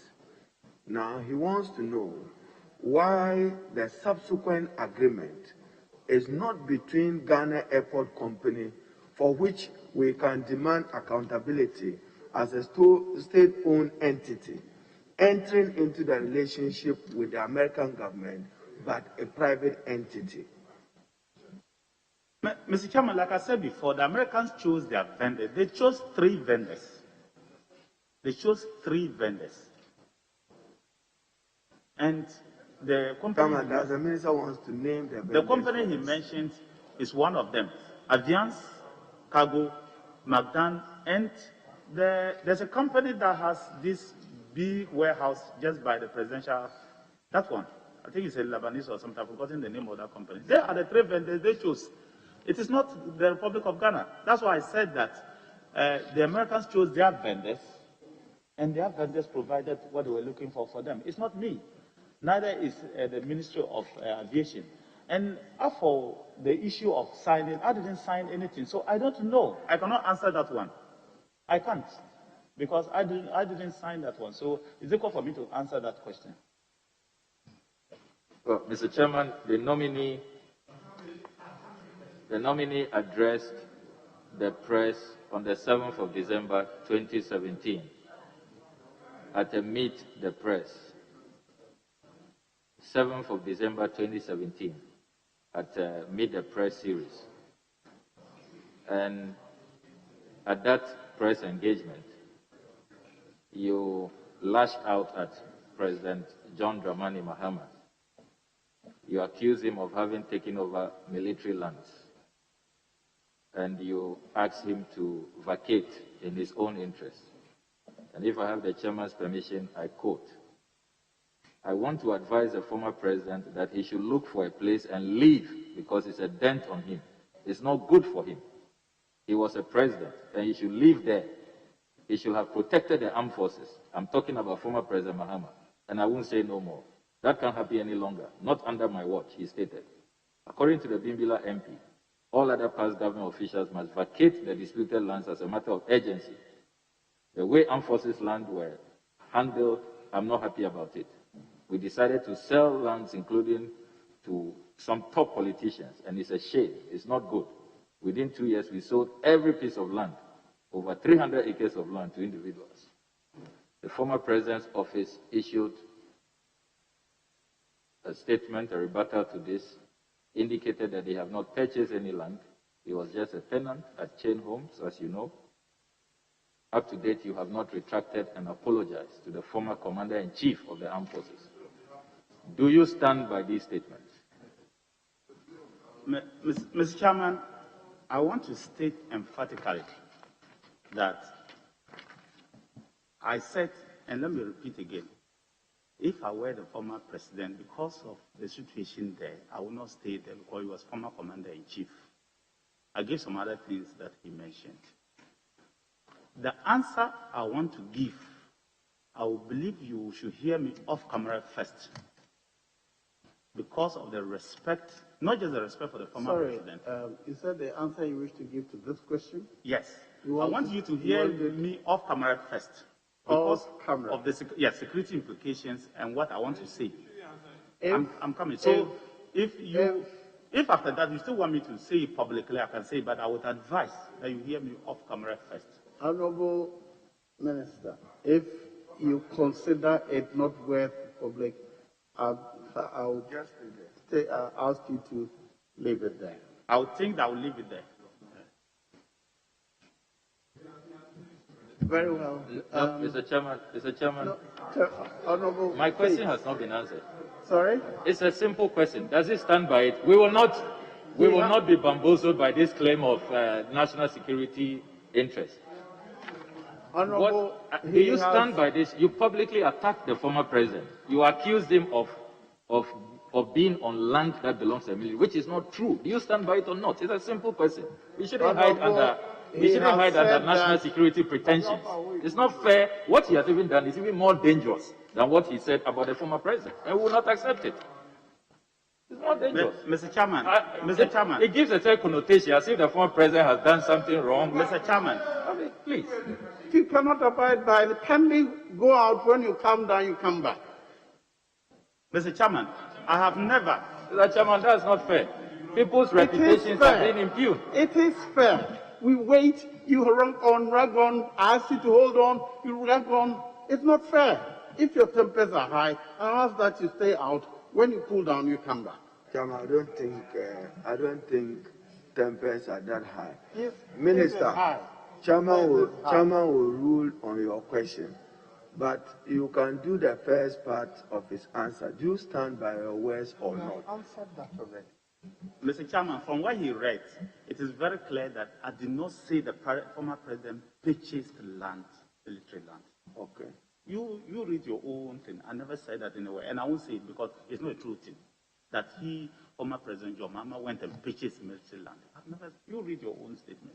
So when he's trying to say that, that was wrong. But I just said beyond that, I don't want to say anything. We can talk after this. So beyond that, we'll hear you. You've given him an answer, Sammy. So let's, Eric, if Chairman will accommodate you, take you. I'll go to. Or he'll go to the other side and come to you. Thank you, Mr. Chairman. It's a follow-up question and then one question. Well, I will try and put it. But the problem is that the other side keeps asking plenty of questions. Yes. Okay. My major question. I want to ask the Honorable Nominee, you have spoken very well about your achievements at the Ministry of Finance, Ministry of Defense, and obviously you have contributed greatly to infrastructure, upgrade and rehabilitation of accommodation, provision of logistics. Can you please tell us what new package that you have for our men and women in uniform in the next 4 years of your administration if you are to be approved by Parliament? Mr. Chairman, I believe, first of all, that the three arms of the armed forces three services need a lot of re-equipping. Air Force, Army, and Navy. We need to give them the equipment, more equipment for them to do what they need to do. We need to give the Navy the ships. We need to give the armed force, the Army, the vehicles and the armored vehicles they need. And the Air Force, we need to give them the air assets to be able to defend us. So that's one of the first things that I will say. And I've already stated about the accommodation, the plans to continue to give them more accommodation. And of course, moral issues, places of recreation. We are building a state-of-the-art stadium and multi-purpose facility in Tamale, and I think the minority leader will bear witness to me. We intend to continue with it in other areas like in Accra, in Takoradi, and other areas if we have the resources. And I think that these are some of the things that I'll continue to do to ensure that it's done. We have promised to protect military lands. It's one of the reasons why this matter happened. But like I said, we've decided as a policy to find out exactly what is called the military lands. And then from there, we can take a decision going forward. There are a lot of things that we'll have to do together to ensure that our armed forces are strong. But ultimately, we need to modernize our armed forces so that they can be useful going forward in contemporary times, to be able to defend us when we need them to be able to do that, and ensure that Ghana continues to be a peaceful nation for years to come. I thank you, Mr. Chairman.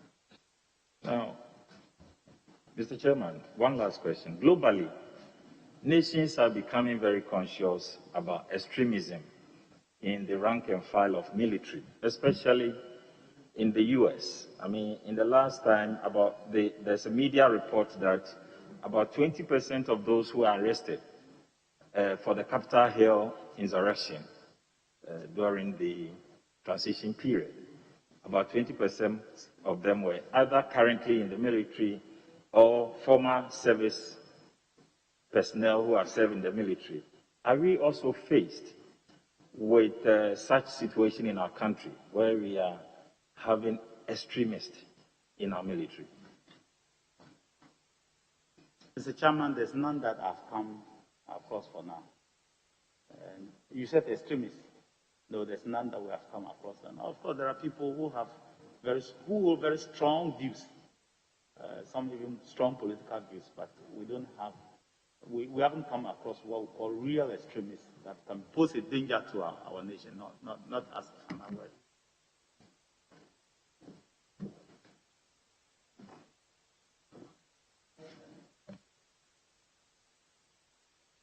I'll give the last one to Honorable before I come to leadership. Thank you very much, Mr. Chairman. Honorable nominee, Parliament of the Republic of Ghana approved a $100 million loan facility for your ministry for the provision of housing facilities for the military, including the reconstruction of the military academy at Teshi. My checks indicate that of Kumasi has not taken off, even though the facility was assessed almost a year ago. I would like to find out from you what has accounted for this and what component of that facility is to go into the development of the housing facility for the Kumasi garrison. Mr. Chairman, it's true that Sunyani and Kumasi hasn't taken off because the contractor is moving in phases. I'm aware, or I'm being told that before March, the contractor will move to the two sites, Kumasi and Sunyani. Remember, this is February, before March. This is February. Yes, I know. Before March. Yes, I know, Mr. Chairman. That's what I was briefed. He's winding up in Tamale, and then they will move to the Kumasi site. But for Accra, for the others, they have actually virtually moved to the site. There are allocations that the armed forces did. I don't have the actual figures in terms of the number of buildings for each particular, but there are allocations that the armed forces themselves did. And they've gone around to assess, and then they will start. But I can assure you that each garrison is being given a fair share. Remember that there are 3 services. We don't have the Navy apart from Accra and Secondary Accra, we don't have the Navy in any place. We have them only the 2 places. The Air Force is in 3 places. And so the rest is Army. So when you are giving, you will also balance the services as well. So sometimes you may see Accra having more because they have all the 3 services. You may see Secondary Accra, they maybe having more because they have the 3 services. So sometimes it's like that, but Kumasi is being given its due. The 4th garrison will give its due as we go on. I thank you, Mr. Chairman. So, Honorable, I ask of the cost of the delay and the money for that project. How much is going into that project? I think I've already mentioned that the contractor is moving in phases. So it's not a delay, it's moving in phases. And the next phase is Kumasi and Sunyani. That's what I thought I said before to you. Question has to do with the Afari Military Hospital, the 500-bed military hospital in Afari near Kumasi. This is a project that you inherited from the SY Mahama administration. And in fact, under the contract, construction was to be completed in 2017. In fact, when you look at the 2017 budget that your government presented to this House, in paragraph 726, there was an emphatic statement that the project was going to be completed in 2017 and even start operations. Then in 2018, you reported under paragraph 731 in the 2018 budget that you were going to commission that project in 2018. But surprisingly, in 2019, when you go to paragraph 944, you indicated that work done on the project is 40%. The project that you had wanted to commission in 2018, in 2019, you reported to this House that work done on that project was just 40%. And in 2020, you have reported under paragraph 1078, that work done is 80%, 81%, and that you will commission the project in 2020. We are in 2021. What is the status of that project? And considering the delay, is that not going to occasion additional cost? And when are you going to complete that project and commission? How many questions have you roped into this one? Yes. Mr. Chairman, I think for this particular project and the other district hospitals, as a country, it brings to fore some of the problems that we have. This is a 2008 project. It was approved in Parliament 20th of November 2008. This project. Mr. Chairman, what actually caused the big problem is that 6 years down the line, May 2014 is when actual construction started. May 2014 is when the actual construction started. When the project had moved to about 4 different locations. It went to, it was supposed to be a Sofo line, then it was shifted to Tamale. From Tamale, it was shifted to 37. In fact, a sort was cut in 37. Then, no, it was then shifted to Afari again. So all these delays by the contractor caused some bit of delay. But Mr. Chairman, I'm happy to report that this project is, apart from the electrical, because they need to do serious light. They have light now, but the normal light cannot. They have their own standby generator. Apart from that I think by March it will be March or April it will be complete.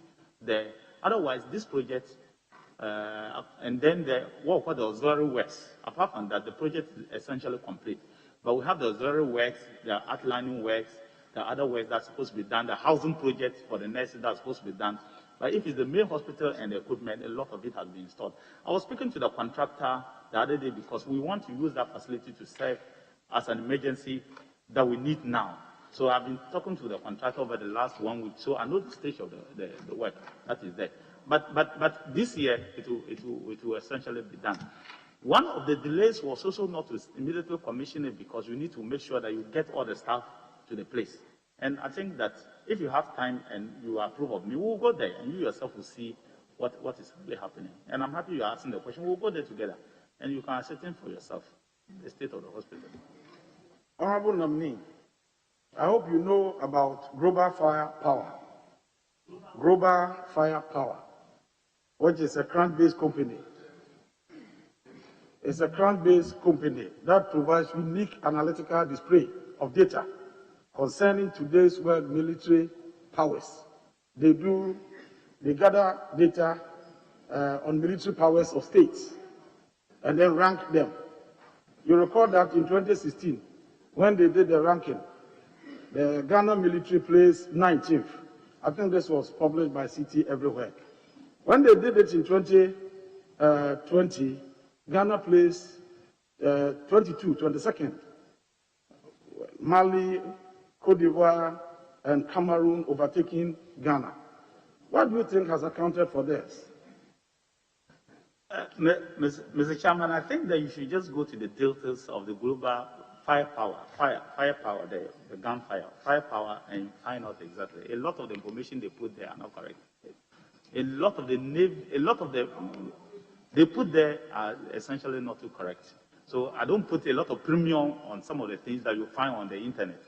Mr. Chairman, many nations, you will not know the extent of their firepower.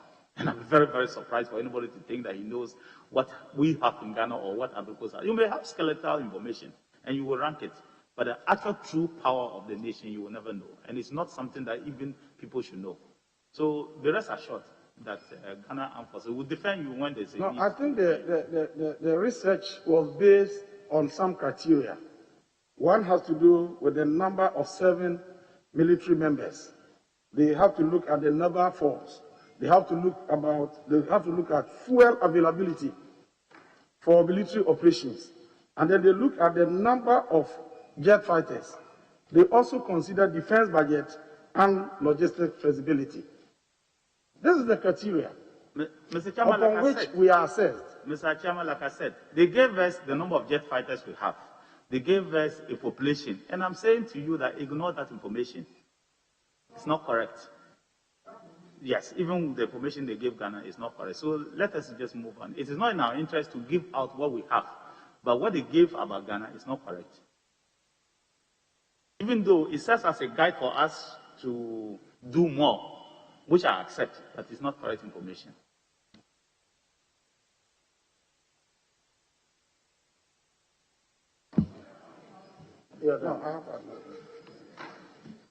Honorable Minister, we have also had reports of encroachments on military lands.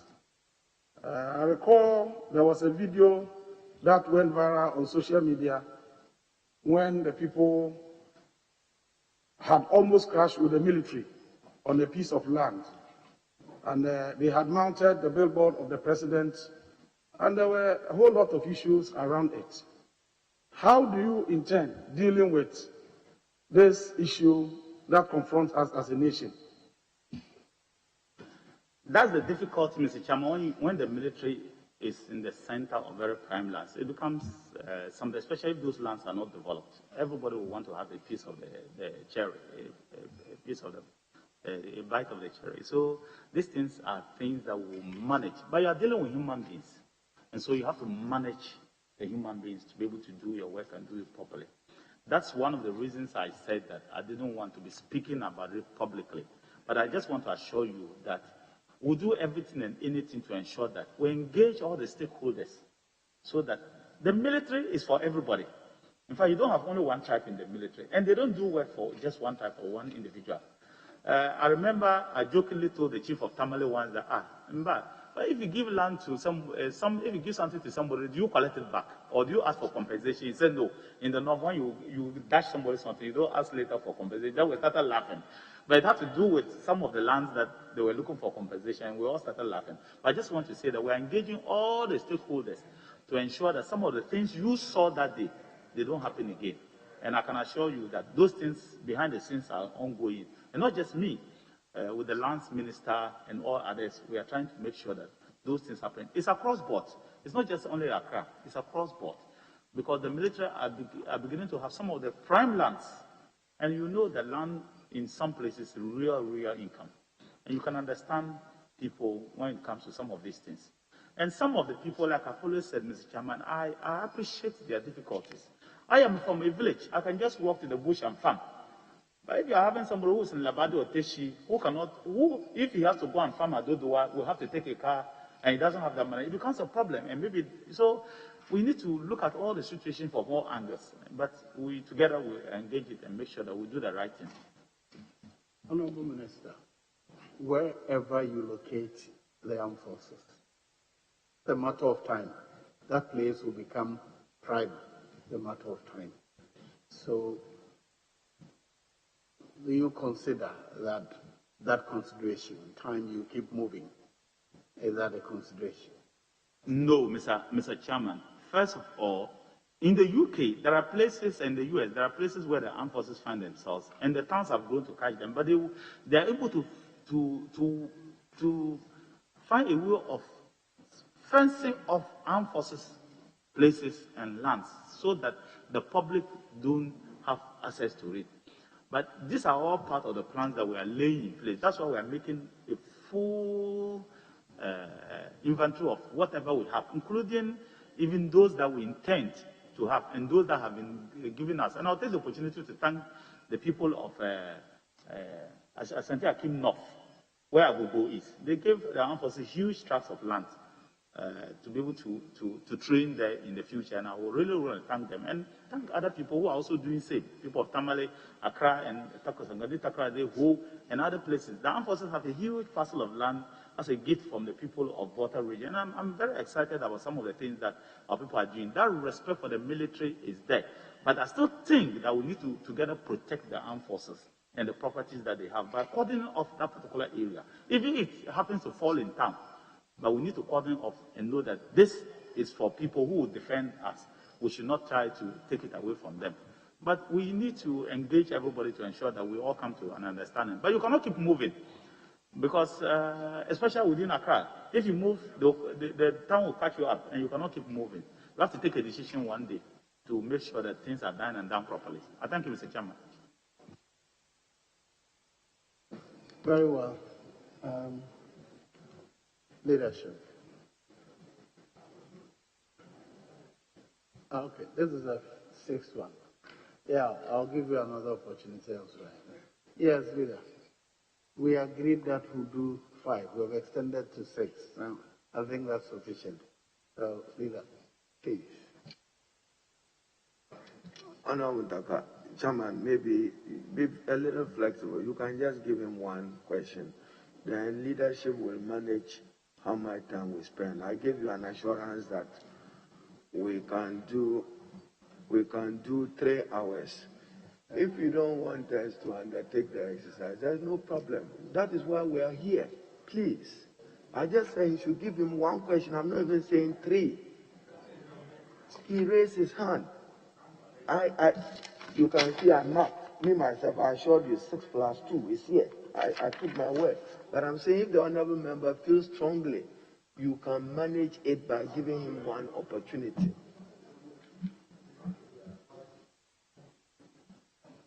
Yeah, just one, and then. But I assure you that I'll manage mine. Kindly permit him to ask a question. Sorry. If you could kindly permit him to ask a question. Yes, honorable member.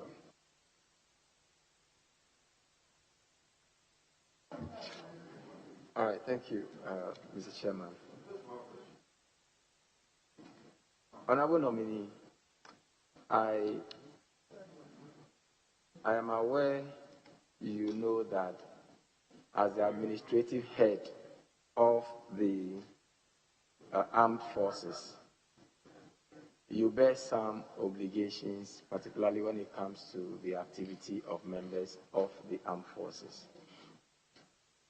Are you willing to take responsibility for the excesses of military officers during the 2020 elections?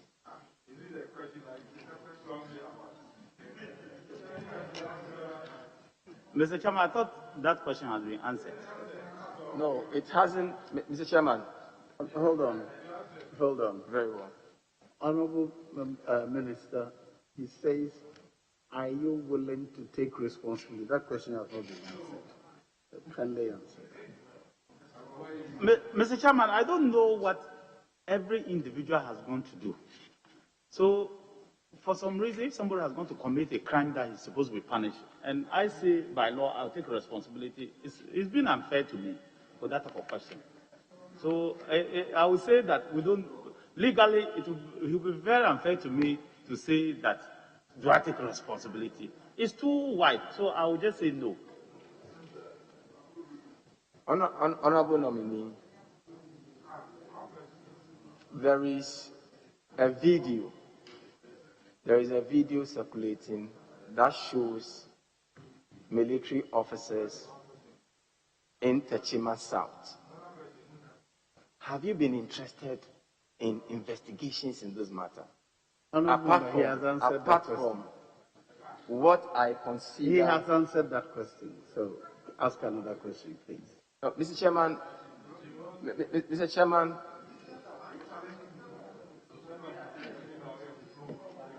No, Mr. Chairman, I would move to what happened in the chamber. I want to do a follow-up question on what happened in the chamber.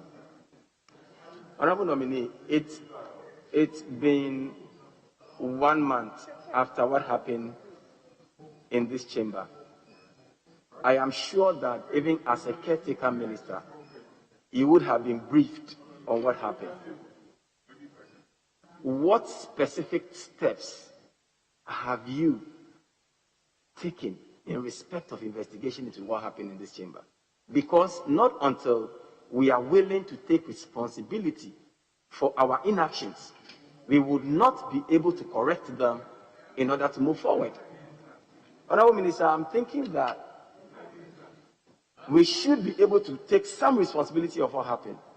And that is the only way we'll be able to correct moving forward. Mr.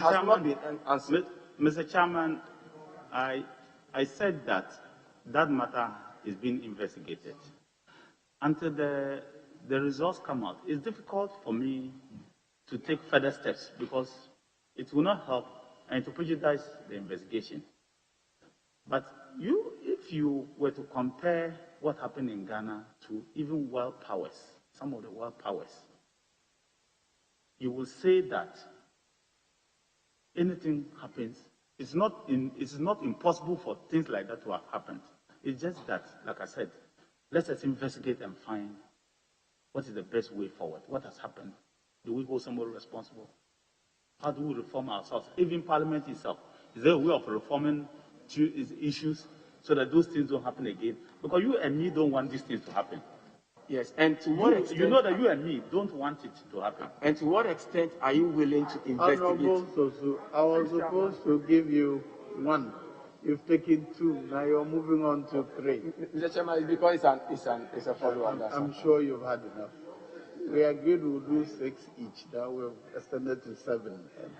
So now leadership, please. Thank you, Mr. Chairman. Mr. Chairman, in the minister's answer earlier, he said 2 things, and I just want to show him a video. No civilian has the capacity to move the army. And he also said the armed forces are very professional. These are your words.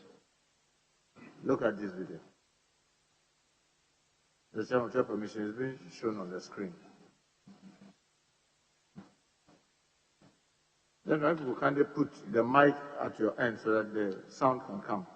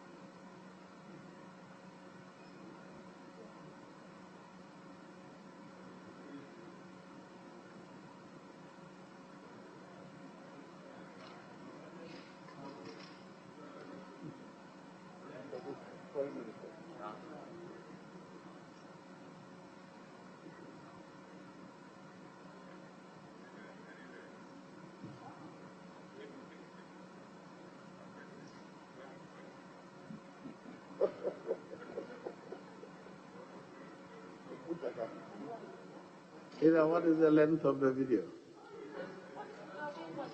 Sorry? 4 minutes. You had advised, if you had alerted me, you would have agreed on what portion you need to show, but well.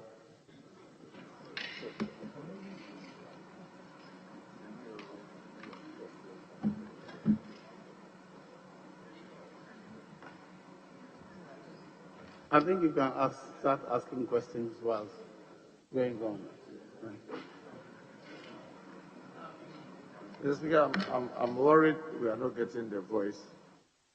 But,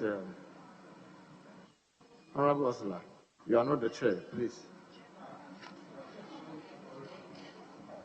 Saw scenes of destruction. I'm playing the voice from my phone here. Abandoned pits and mining settlements dot the road leading into the remaining part of the forest. After dodging water-filled, dangerous open pits, we arrived at this mining settlement deep within the forest enclave. Yes, go to the voice. 7 Chinese nationals were quickly That located and arrested. is a commentary. What? Leader That of is the a team commentary. conducted a Yeah, search. so ask your question based on the picture, not the commentary. There were indications of military presence. From what we are seeing here, it looks like there are some military men involved in this whole activity in this forest.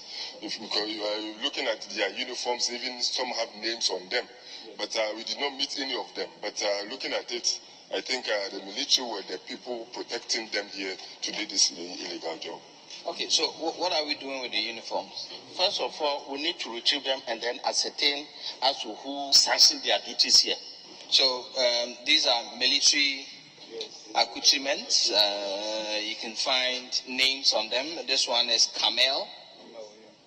This one is Camel. We have the other one, Amwani, on this one. And these are, as security men have been able to authenticate, these are quality Ghana Army uniforms. Yeah, I think your point is made. Let's proceed with it. We may have some military Mr. Chairman, involvement the here part I in want this, you to see site. will show In the midst of our search, a young military officer drove into the compound in a Tundra vehicle. Yes, sir. We see a lot of people beat to say.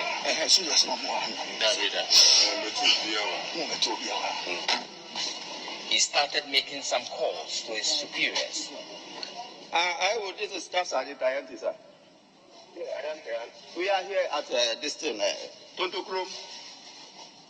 They hold duties, and there are some policemen and media be here. Within the next 30 minutes, the whole place was crawling with over 30 angry, armed military men. Anger turned into heated verbal exchanges and near fisticuffs.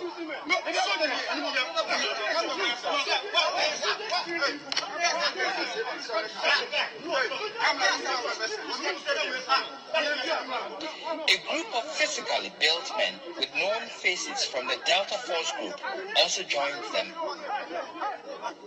The Chinese were released. Our news team was prevented from filming anything from this time onwards as they overpowered the task force and took over. Things got physical as the macho men assaulted my driver, forcibly took the keys to our vehicle and struggled with a camera technician for the camera. Under the watch of the military men, they broke our windscreen and side mirrors.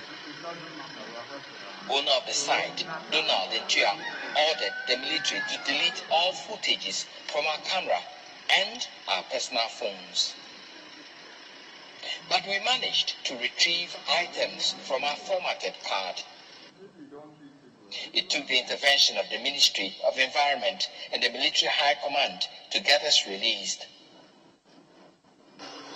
The Minister for Environment told our news team, quote, Heritage Imperial only has a prospecting license as though it is mining illegally in the forest. He is supposed to be drilling, testing samples to be presented in the process of getting a mining permit. But Donald told our news team he has all the documents giving him full access to mine in the forest. But in all this, the best judge is the environment, which lies uncleaned with huge gullies and pits. Reporting for Joy News, Erastus Asaredonko, Kumasi. Mr. Chairman, thank you very much. Mr. Speaker, I'm grateful you allowed this to be played. Honourable Minister, these are the men that you call are professional and do not take instructions from people, who confront legitimate task force set up by government, surrounded them, humiliated them, and it has to take calls for them to be released to go on doing their legitimate duty. As Defense Minister, I want to believe that this has come to your notice. What have you done since this video was shown to you? Mr. Chairman, I still want to repeat that members of the armed forces are professionals. Members of the armed forces don't take instructions from civilians. And that is how it is. Mr. Chairman, even the video that is being shown, nowhere in the video has it been proven that the armed forces took instruction from a civilian or the armed forces are not professionals. There is a big difference between individual action and the total direction of the armed forces. I have caused investigation into this immediately because, like I said, on 31st January 2020, I issued a cabinet directive to the armed forces that no member of the armed forces is expected to be seen in any forest area except for 2 areas. And if anybody is doing that, it's doing in contravention of the government directive. And so I've asked that they should investigate this and bring me the report. The Chief of Army Staff has given his response. The GOC, General Commanding Officer, has given his response. And the investigation is ongoing. We'll put all the pieces together. And I can assure you, I've said it before, if anybody is found guilty, that person will be punished. And it doesn't matter who is minister. That is how it's supposed to be. But, like I said, the initial feedback from the Chief of Army Staff and the investigation is that the members of the armed forces that were found, they were stationed as part of Camp Life in 2019 to track and chase away illegal miners. So all this, as part of it, we are investigating all that, all those kind of things that are there. But the armed forces of the Republic of Ghana has not sanctioned anybody to be in the mining concession since 31st January 2020. 31st January 2020, and I can assure you on that particular one. What you are seeing is a narrative by a journalist who accompanied the team that went around to do that. A week earlier, which you don't know, is that the armed forces plus the police were tasked by the same government to go and arrest. That's why you saw the Chinese sitting down on the floor. And we have done that in several other areas. And we've been going around looking for illegal people who are still mining illegally. We did that in Western Region a week earlier. And this was in Kumasi area. That one, because it was positive news, it was not shown. But I still want to tell you that this particular incident is being investigated. And the report will come out soon. Honorable nominee, how long should we wait to expect the report on this? Because we've had so many incidents involving military officers, it's being investigated, and never do you get a report or the public told the outcome of those investigations. How long should we wait for reports on this? Mr. Chairman, I did say here that some members of the armed forces were even dismissed from their job. Some members had their ranks reduced as a result of some acts that they committed, whether in Galamsey or other areas that I know that for a fact. And I'm saying to you that it's difficult to rush investigations because you may rush and do a shabby job. So if I give a deadline now, then the armed forces are bound by that deadline. And so I'll plead with you that allow it. You can find it from the armed forces, you can find it from the CDS, You can find it from anybody that the GR has gone to do investigation on it, the CDS set up a team to do investigation on it, and they're putting all the pieces of information. Of course, they gave me preliminary report. That's why I stated what I stated, that the preliminary report shows that they were members of Operation Calm Life, and that maybe some of the journalists may have misunderstood their role in that area. But let the full report come out. And I can tell you that if somebody is found to have gone in contravention with the laws of the Republic of Ghana, as well as the orders given them, that person will be punished. I thank you, Mr. Chairman. Mr. Chairman, he said that in answering a question related to the election violence, he said the military were there to assist the police, and therefore those investigations were being conducted by the police. Is that right? So where you have footage like that of the Techiman South, where you saw military officers in that video firing, you think that it's not necessary for the military itself to also investigate their officers or to investigate their involvement in that exercise, but they should just leave it to the police to invite them before they may act? Mr. Chairman, like I said, a month ago, I issued a statement saying that if you have evidence of some of these things, give it to the appropriate authorities, particularly the police. They will share with the military, and the investigation will start. Like I said, if you are not being accused of something, it's difficult to start an investigation immediately. But the person who had jurisdiction over the security operation were the police, and that's why they are doing the investigation. We don't also want a situation where somebody will say that, oh, it is the military. Sometimes when the military do something, they do their own investigation immediately because they are the people who carried the operation. But when there's a joint operation, like in this particular case, most joint operations, the military are the head. But in election-related cases, the police are head because the military are not the front-line people. They are not the people in charge. They just come to assist and go back. So the police are actually there. I will plead with you, Paul, that you allow the investigation to finish. Like I said, like yesterday it was stated.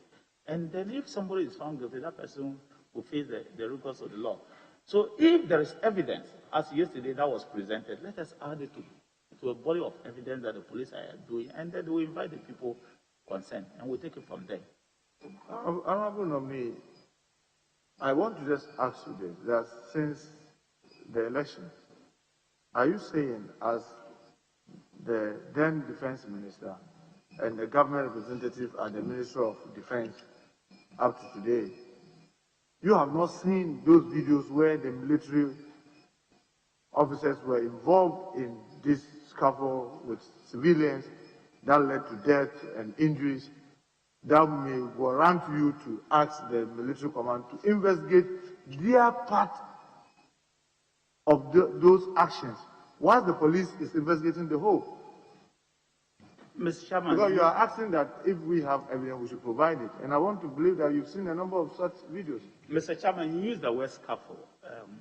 First, you said they were shooting and then later scuffle. I have not seen a video of the military people shooting into the crowd and killing somebody. If there is that, let me have it. And I will give it to the CDS and we will start investigation immediately. Noted. But I have not seen that one. I just want to find out from you that even though you are not a military officer, but you head the military, the defense ministry, is it professional for military officers to use live ammunition in dispersing crowds?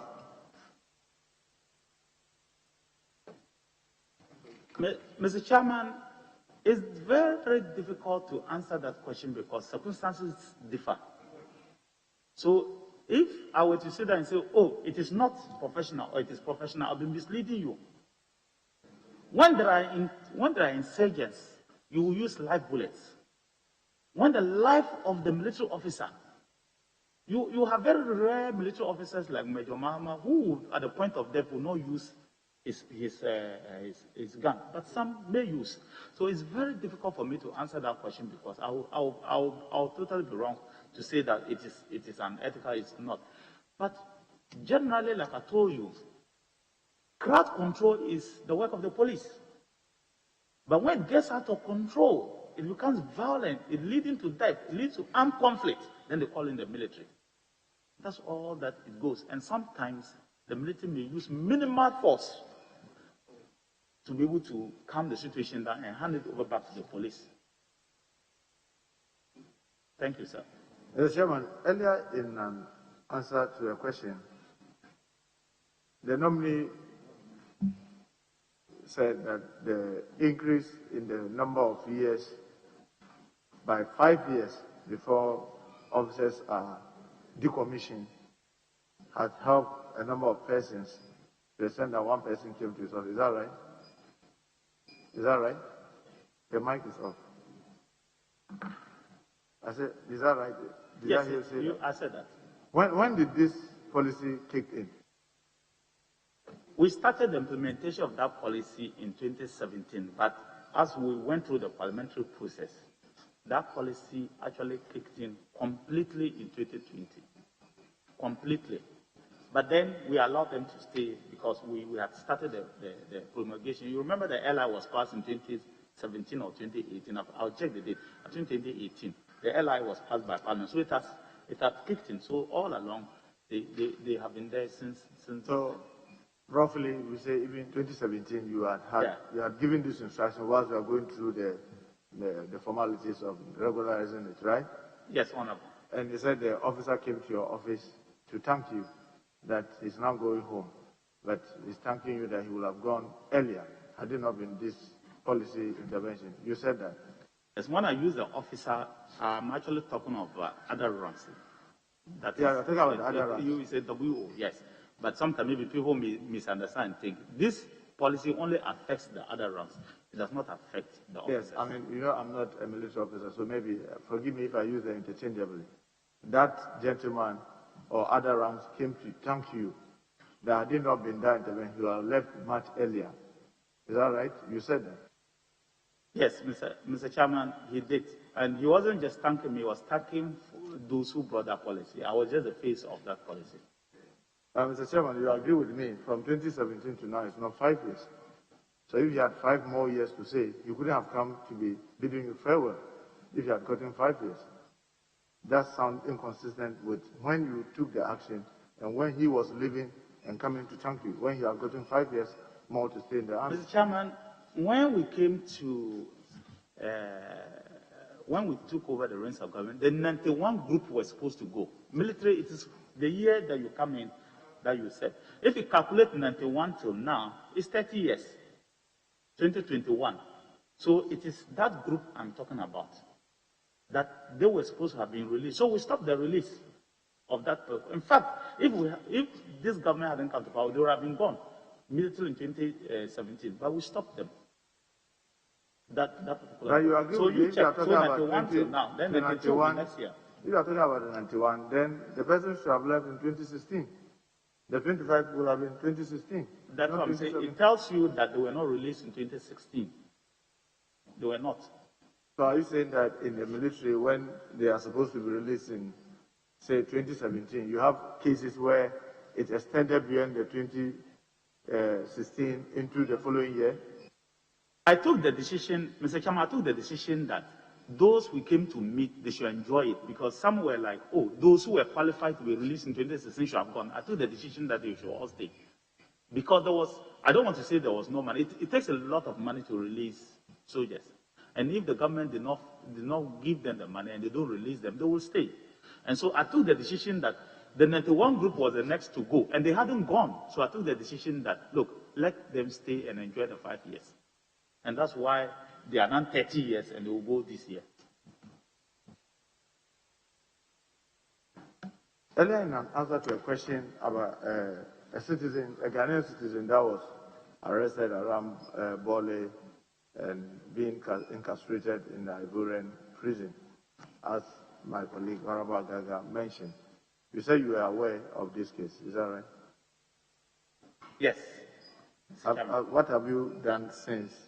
You said you were exploring diplomatic means to get this compatriot released from either the Ivorian prison or transferred into a Ghanaian prison. I said that the Minister of Foreign Affairs is engaging her counterpart to ensure that we do not resort to the military so that my ministry doesn't come in. In fact, it is advisable not to let my ministry come in at this stage. So we have decided, for the sake of bloodedness, to not allow the Ministry of Defense to actually even get close to the action for now, and allow the Ministry of Foreign Affairs, which is the diplomatic arm of government, to do the work for now for us. But have we been following up with your colleague, the foreign minister, to get updates as to where this has gotten to? As the foreign minister is a member of the Armed Forces Council, and this matter came, we discussed it at the Armed Forces Council as well. We discussed it at even the National Security Council, and like I said, that we are following up on daily basis. The last Armed Forces Council meeting, for which I went in attendance, it was discussed as well, especially how to protect that particular area, and this matter came up again. And even another matter came up where she was assigned to go and continue mediating. And even the country north of us, there's another incident around the Tumu area that she was assigned to do, so that we don't get the military to immediately come in. So those little things come, and then we assign it to her. So it's gone beyond even what you are talking about. We add others as well. Mr. Chairman, earlier in an answer to a question, my colleague said, the nominee said, military were signing memorandum of understanding with mine. They are signed before he came. He came to meet a situation where the military has signed a number of memorandum of understanding with mining companies. Is that right? Mr. Chairman, is it possible for him to furnish this committee with a list of this signed memorandum of understanding with those mining companies? They elapsed, I think, some of them 2017, most of them 2017. I don't know whether the military still... Mr. Chairman, it's not whether they are elapsed. I don't know. I'm saying many of them, when he came, he changed the policy. No, I'm saying that I don't know whether the military still have them, but I believe that the military, they always have them. So I can get the military to give them to you. Yeah, so we will be able to get the list. Oh, I can get of them to give them. Companies. Mr. Chairman, when we were talking about the visibility of the military in civilian life, he said, he also agreed, just like yesterday, the National Security Minister, where it becomes very necessary, individuals are provided with military protection. And yesterday I asked this question, but I'm just asking you again, that this includes persons to be following individuals and holding their bags. I think that's how we can really use our military to that extent. I mean, Mr. Speaker, we are human beings and people make mistakes. You are assigned to do a particular job, and for some reason, you do something you are not supposed to do. Immediately, I was very concerned. And he was right when he said all of us, everybody involved in this, the CDS, myself, all of us were immediately concerned, and we took action immediately. That's why you didn't see those things repeated. But these things do happen, unfortunately. And even us, as people who even have police, you have some of this happening. We will watch well. Some of these things happen. We have to find a way of ensuring that those things never happen again. But they are temporal people who are assigned. They are not bodyguards. They are temporal people who are assigned to them. And they go when the threat is reviewed. And most times it doesn't even take a month, sometimes 2-3 months. They are reviewed and then they pull out.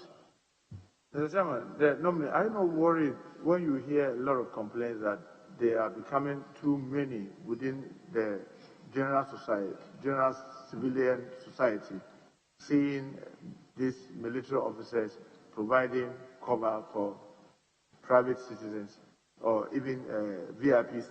Mr. Chairman, I thought I already answered that. Yes, I already answered that. So you are concerned? I told you that. And privately, I've expressed that to you before. And in some instances with armored vehicles in those persons' home. Yes. I'm saying that in some instances with armored vehicles in those persons' homes. I am yet to see the military armored vehicle in the home of an individual. If you do, let me know. But no, the military armored vehicle, it may not be possible. The military will not do that. Maybe let me ask you. I mean, you are in that area.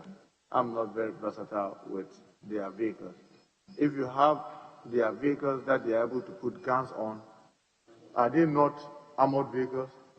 The armored personal vehicle, yes. The military sometimes, for their own safety, like you go to Jubilee House, for example, you have an armored personal vehicle for a reason. You go to, say, Bimbila, some of the areas that the military go, for their own safety, they sit in armored vehicle, but that's different. That's operational decisions that the military make in that point. I thought that we are saying that a bodyguard is, they use armored vehicles to go and guard somebody's house and that kind of stuff. No, but for operational duties, they may decide to position an armored vehicle at a particular spot for operational duties. But I give that to them. I cannot question them why they do that. But it's operational decisions that they make at that particular time after assessing the situation. Mr. Chairman, in an answer to an earlier question, when he was talking about the recruitment, he said in 2017, when they did advertise, they did a short listing, they have a little over 4,000 that they were taking in phases. Did I hear you right? That's what you said? That's what I said. But you know that in the recruitment, whether military, police, and what the security services, age, health are counted, right? Mr. Chairman, they give a particular age that when you apply, by this month, it should not be more. For the military, they always say they should not be more than 25 years at this time. The difficulty you have is that you have applied and you have qualified. And because you are going for training next year, they say, oh, you are no more, it will be unfair to the applicants. So because of that, they allow them. So once somebody was 25, and now by 2020, the person is 28, but his name is still there, they will still go ahead and recruit. No, I don't think that is there. But I have to check the details. But it's not like that. The armed forces are very particular about age. I'll check. And that's why some people may lose out. They may not call you, but you may not understand why they may not have called you. It's because of some of these things. But I'll check those things. And are you by also that statement meaning that since 2017, the open recruitment had happened, or the recruitment happened only once? No, recruitment, there was an advert and people applied, and there was a pool and they were training them because they picked a group of people and they were training them. Once it's exhausted, and I believe that the next recruitment, you see people apply. The military can decide that, okay, this time we are going to pick only, if we need 2,000, we just pick the 2,000 and we don't have any other person that is on standby. But that's a bit dangerous because we don't have the large space for 2,000. You want to have plus or minus 10% or more so that people, when they fall out or change their mind or do other things, you can easily replace them. But that's the decision for the military to take. It's not a decision. The question is, you said in 2017 when they advertised for the recruitment exercise, over 20,000 even applicants, they went through the process. And I'm saying that that particular process that generated over 4,000 is the 4,000 that you are saying they've not even exhausted. And yes. I'm saying that you are saying that since that advertisement and process which has gotten the 4,000, no such opening has happened over the 4 years. Mr. Chairman, for recruitment, yes, but for enlistment, every year they do it and people go to do it. But for recruitment, that one. But for enlistment, every year they keep doing it. Mr. Chairman, I want to find out from the nominee whether he has seen this publication titled Ghana's Military Risk UN Sanction over Weapons Smuggling by Soldiers. This was referring to a mission in Lebanon, and some investigation was done about 6 officers. Whether this has come to your notice? Mr. Chairman, there are some things that I normally don't want to discuss, but that story is a very, very, very old story that was recycled. I can give you the details of it, but it's a very old story that was recycled, and the way it was put, it was not correct, but it's an old story that was recycled. Yeah, I can see when I reading the details of the story, acknowledges that the worry is that it's been some number of years now that no action has been taken on their said officers. It's not true. It's not true. There was no weapon smuggling as such, but I said that I can give you the details later, but it's an old story that was recycled. Earlier, you were asked about whether you have visited the victims of the violence during the election, and you said no. And I wanted to find out from you whether, as a member of parliament representing a constituency, both you and the Nigeria minister are members of parliament, and as heads of these institutions, both the Ghana police and the military, you didn't think that for care and show concern, maybe you should have visited the families? I think you're probably right. We should have done that, and it's not late. But I think that you're probably right. Earlier, you were asked about Colonel Ponaman, and so you knew him. I do. Did you see him as part of those who marched into the chamber? There were about 15. I have to look at the video again. There were about 15, 10 to 15 soldiers plus a number of police who were there. But I'll check up. Like, no, but this is somebody you know. I don't think. No, like I said, the investigation is ongoing. No, I'm not talking about the investigation. I'm saying that, did you see him as part of those who walked into the chamber? I'm saying to you that I did not really watch. I was more interested in ensuring that nothing happened. So I was more interested in ensuring that nothing untoward happened to anybody. I was more interested. If you watch here, I was sitting there. I came and sat down like this, and I put my hands and I was just sitting down. So I was more interested in ensuring that nobody gets hurt.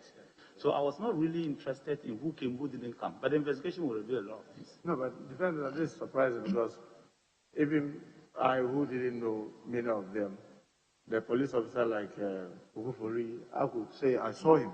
And somebody that you knew who is part of the presidential escort that you know very well, you can't say you did. So that's why I told you that I did not take particular interest in identifying each and everybody who came. That's all I just told you. I didn't want to take particular interest in identifying everybody who came. All I told you is that somebody took a decision thinking that, oh, I want to save the situation. And so you have police and military there. And judging from what happened outside at the same time, and the result, where later they had to deploy over 5,000 soldiers to make sure the parliament was safe. Somebody took that decision. But let the investigation finish, and then we'll get to some of these answers. If I prejudge, it will not help any of us. Mr. Chairman, normally answered a question earlier about the Ghana airport and the contract with the military, the U.S. Army or U.S. Defense Ministry or Defense Section with a private citizen. He said that it has nothing to do with the Minister of Defense, and therefore he didn't show concern. Is that right? Never said, Mr. Chairman, I never said I'm not showing concern. I just said that it's difficult for me to answer that question. That's all I said. And I also said that the U.S. chose their own vendors. These are the two things I said. I didn't say beyond that. Okay, but you didn't have the details of what transpired between Because I didn't sign it, I don't. I don't have a copy in my ministry as well. There was no point to have a copy in my ministry, so I don't. So I really don't. If otherwise I would have answered, I would give you the answer. Honorable Nomi, is it not a very dangerous situation? Because supposing Togo, as a republic, decide to come into Ghana and have a private agreement with Gapoha, and our defense minister says, oh, because they are dealing with a private institution, I'm not bothered, or I don't need to see the details of the agreement and know what it entails and see whether it can have repercussions on the security of our country. This is worrying.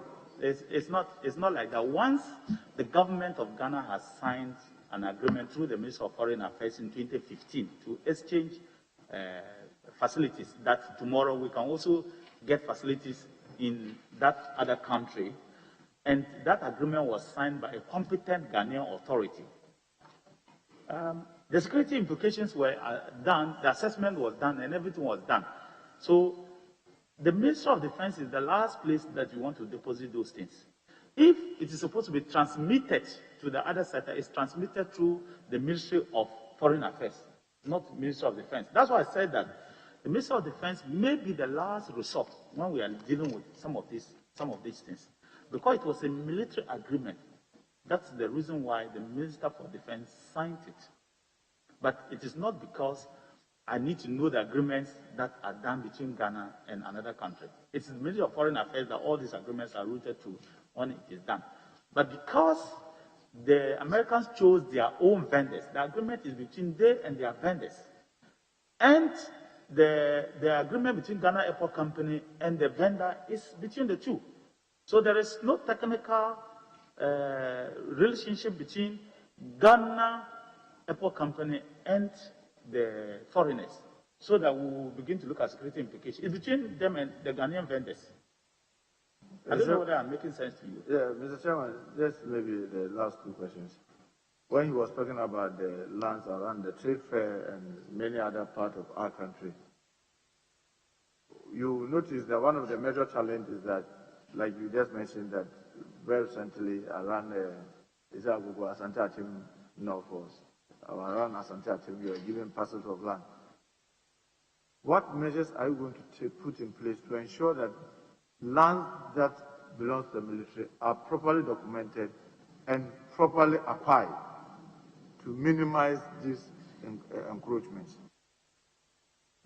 Mr. Chairman, the tradition has always been that the government acquires the land and give it to lands committee, hold in trust for the government, then assign agencies to the lands. Those ones were assigned to the military. The military has records of all the lands that were compensated for, and the military has records for all the lands that were noted for acquisition. So they have that, all those kind of things. This is something that they already have, and the records are there with them. We are, like I said, we put a committee together, and they are putting all this information together so that we will know exactly what has been paid for and compensated, the acreage in each region, and what is noted for proposal. And if those lands noted for proposal are still there anyway, because noted for proposal means you have not paid for it, you told the people, we are acquiring it, you may have put an EI, but you have not paid executive instrument, but you haven't paid for it. So because of that, technically, the people and you can come to an agreement to look at it. If it's still for public good, then you pay for it. So we are putting all this together. When the report is ready, then the Lands Ministry and the Defense Ministry can sit together to know how to go about things. If the government wants the land, then they will pay compensation. If they don't want the land, they return it to the people. Mr. Chairman. Mr. Chairman, my last question has to do with the whole naval, is it base you called it or something? The the Navy base, you call it naval base. The one that you mentioned that you have a very modern, well-equipped. It's naval. Is it? It's not. It's around Sogoko. It's by the waters, by the estuary of the waters. It's a naval base. Yes, naval base. When was this acquired? Oh, the process started in the last administration to relocate the naval base to that place. But the actual facilities were put up over the last year. Over the last year. Yeah. Mr. Chairman, thank you very much. Yeah. Chairman, I'm grateful. Congratulations, Honorable Nominee. Let me begin by looking at civilian-military relations. I think my colleague had even shown a footage, and earlier members have also spoken largely to it. I don't intend to belabor the point. I know how passionate you are about this matter. I'm interested in knowing, going into the future, if you are gracious enough and this committee gives you the nod, what will be your plan to improve civilian-military relations, and particularly, what will you do to ensure its sustenance? Thank you. Mr. Chairman, I think that one of the areas that we need to improve is the area my good friend has just mentioned, the civilian-military relationship. And we need to improve it to ensure that the military is there to serve the people. But I still think that the military should interact with the civil populace as little as possible. That's why the proposition by my good friend Brian Champon that we should look at how we can still use semi-military people to help the police service, because we need the military anyway to assist the civil police to bring serious law and order in certain portions when people begin to use armed guns and weapons and violence that may be beyond the police. So we need that kind of thing. So we need to look at that dichotomy. But it is important also to ensure that the military and the people understand one another. They are there for one another, and that the military is there to serve them and protect them, so that relationship is existing. There is an open day that the military normally does for the general public to come to Burma Camp and come to military facilities to acquaint themselves with the military. I will encourage that as much as possible. I would totally encourage the military to once in a while say one or two things through the media using their DPR, the public Department of Public Relations, to let people understand more what they do, so that people don't have the conceptions that they have. But it's important that we look at that area and strengthen it. It will help us going forward. Honorable Nominee, the Ghana Air Force had some problems with your aircraft, especially the CASA aircraft. Do you have any plans of getting over this challenge? Mr. Chairman, it's true that the Ghana Air Force has 3 CASA aircrafts. In 2017, when we came, all 3 were down. One had a problem in Mali because they were in the peacekeeping and they had that problem. The other 2 were due for servicing and they had not yet been serviced. We managed to put all 3 to be flying. Currently, there are 2 that are working. One had a freak accident last year, and we are taking it to Spain this year to make sure that it is done. The helicopters that we also had, we virtually managed to put all of them back on road, on the air, and they are all working, except 2 that we have sent for overhaul outside the country. And by the close of the year to do the kind, it takes about 8 months for us to do very expensive enterprise, but what can you do? You have to do it. So we've been supporting the efforts to ensure that all their assets are working. But it is important that the states give the Air Force better equipment than we currently have, so that they can protect us. There are some things I cannot say off air, but I'll meet, if you give me the nod, I'll meet the Committee on Defense and Interior to ensure that together we can get the Air Force working. There are plans that we already have in place, but I need a buy-in of members of Parliament and the public, so that we can capacitate the Air Force to do what they are doing. But the basic things that they need now, the fighter jets that the K-8s that they have, we are working on it, and I think we started last year. It was 1 year. They will all be back in stream. We hope 2021 ending, they should all be back in stream. And so the facilities that we met, we are making sure that they are all working. And it's important, because if you train one pilot at an exorbitant price and that pilot is not flying, it doesn't help us. And so we try to make sure the Air Force has what it takes to be able to do their work. I thank you, Mr. Chairman. Honorable Nominee, you spoke to general efforts, security efforts that you are undertaking to protect the Gulf of Guinea generally. As our contribution. Do you have specific security measures to protect our exclusive economic zone? As I already mentioned, Mr. Chairman, we are putting a naval base to ensure that we can react faster than we are. It's been accompanied by a lot of equipment, so that our Navy has the equipment to be able to do their work. And even beyond that, we must ensure that the OPVs, which is the offshore patrol vessels that the Navy needs to do, is being done and done properly. But I'm happy to note that some few state organizations are supporting the Navy to ensure that they get fast patrol boats to be able to do their work and do it properly. So the next 1 year will be very exciting for the Navy and the Air Force, especially the Navy. It will be very, very exciting to be able to ensure that they can protect our exclusive economic zone. 70% to 80% of our trade comes from the sea. And so we must ensure that we protect it and protect it well. The Gulf of Guinea is not normally the pride of West Africa because it's a very troublesome area. So it is important to make sure that the Navy has the capacity to be able to defend us, and we are trying to get what they need to be able to do that and do it properly. Like I said, we need to get a buy-in of Parliament, and Parliament represents the people. Once Parliament and the people agree that, look, we can spend this amount of money to do what is necessary to ensure that the Navy can protect us from the sea, we need to do that. Our exclusive economic zone, unfortunately, is 3/4 of the size of Ghana. That's how big it is.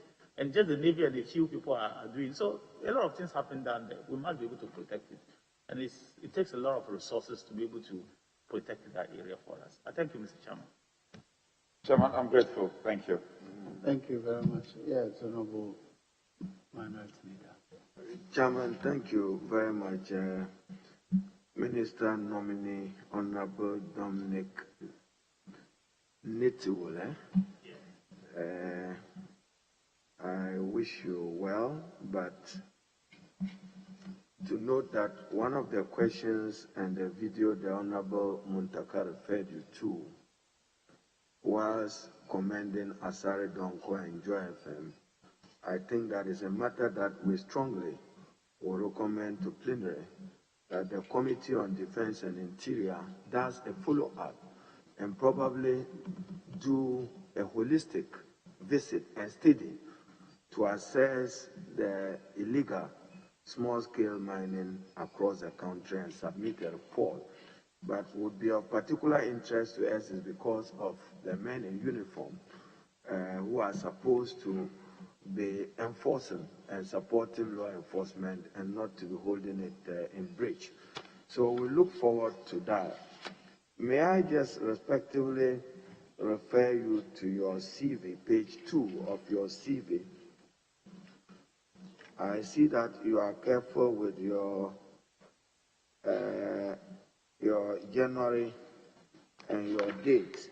But when you come to your leadership positions, you just leave it open, 2013, 2017, 20 Deputy Minority Leader, Deputy Ranking Member, Business Committee, Deputy Ranking Appointments Committee. I hope that we have your permission to improve your CV, or you yourself may want to speak to it. Just page 3 of your CV.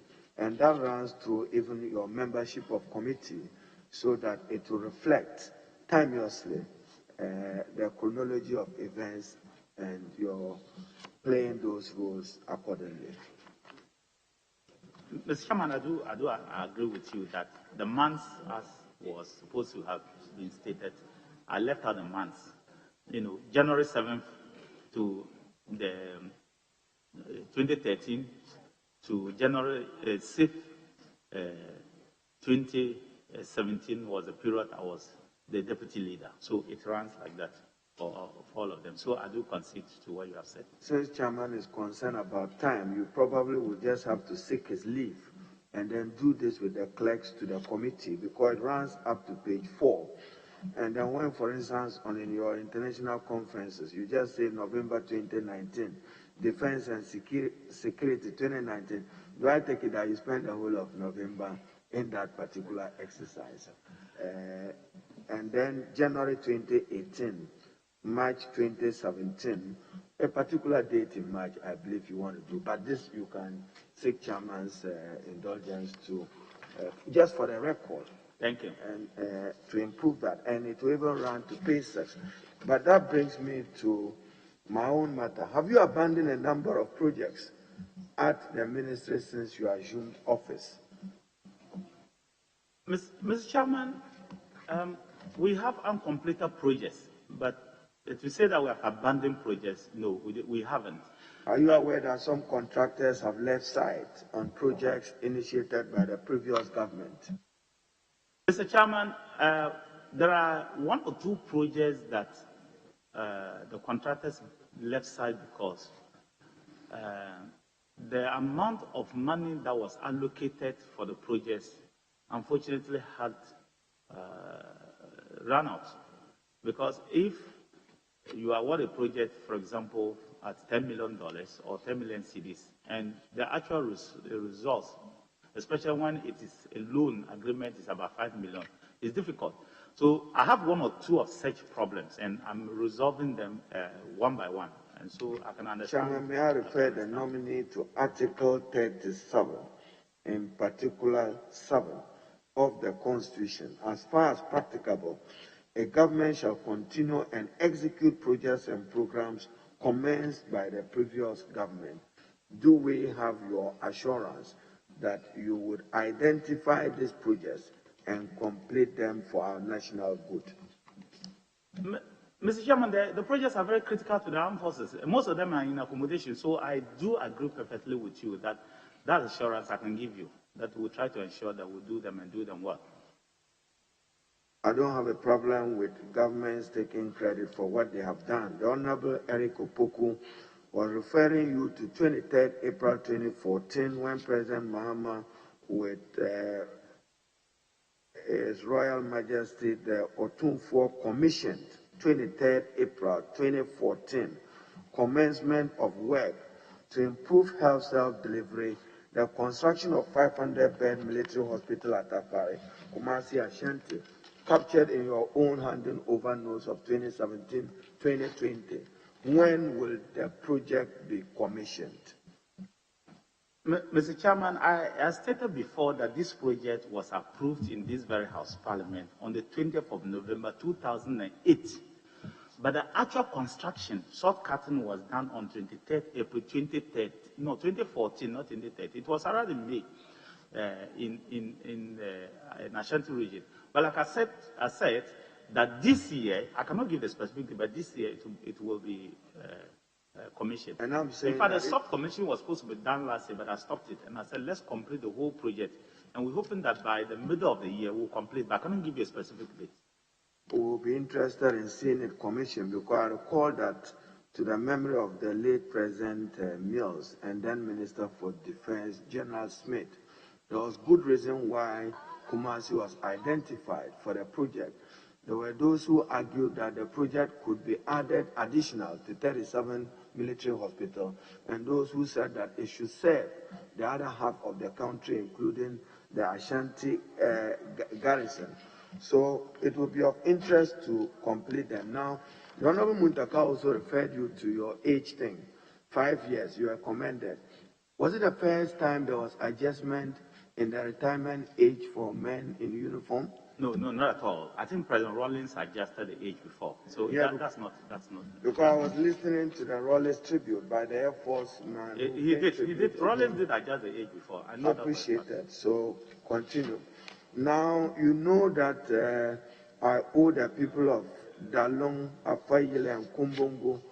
They are very unhappy with you over the burning of the tipper trucks and the denial of livelihood to the owners and families of those tipper trucks. Can they be assured of any compensation, particularly so that in other areas you ceased? We don't know the whereabouts of some of it. We are hearing reports of it being missing, but in their cases, burnt. Mr. Chairman, I told you that when the Operation Vanguard process started, a number of, some were tipper trucks, some were excavators, and other things were burned as part of the operation. If I make any commitment here about compensation this time, I'll be jumping the gun. When the total assessment of Operation Vanguard is done, I believe some of these things will be assessed and action taken on them. But it was part of the Operation Vanguard operation. And it was not just only that particular area. I did say that 60 excavators were burned in the eastern region as well, and then other areas in western region and different parts of the country. I think that I want to urge the leader to allow the whole gamut of issues to be put together, and when it is complete, then we can assess it properly and decide which way is to go. But I do take cue from what you have said. I appreciate that, but those families, the drivers, those who earn from the sun, their livelihood have been hampered. Is it lawful to ban tipper trucks under Ghanaian law, even if it was, is that lawful, or you consider that excessive? Mr. Chairman, the state agencies have done some things over the years that may not be lawful in the eyes of the Ghanaian public, and it's not just under this administration. And so I want to say that... You want to say that it's not lawful under Ghanaian law, or else I will be taxing you to provide me justification where any law in Ghana provides that where you are unhappy about an illegal mining activity, ban the particular equipment. That's why I said that. You want to support me with that? They've done a few things that may not be lawful under the Ghanaian law, but we'll have to... As a country, we are growing, and then we'll see where to go.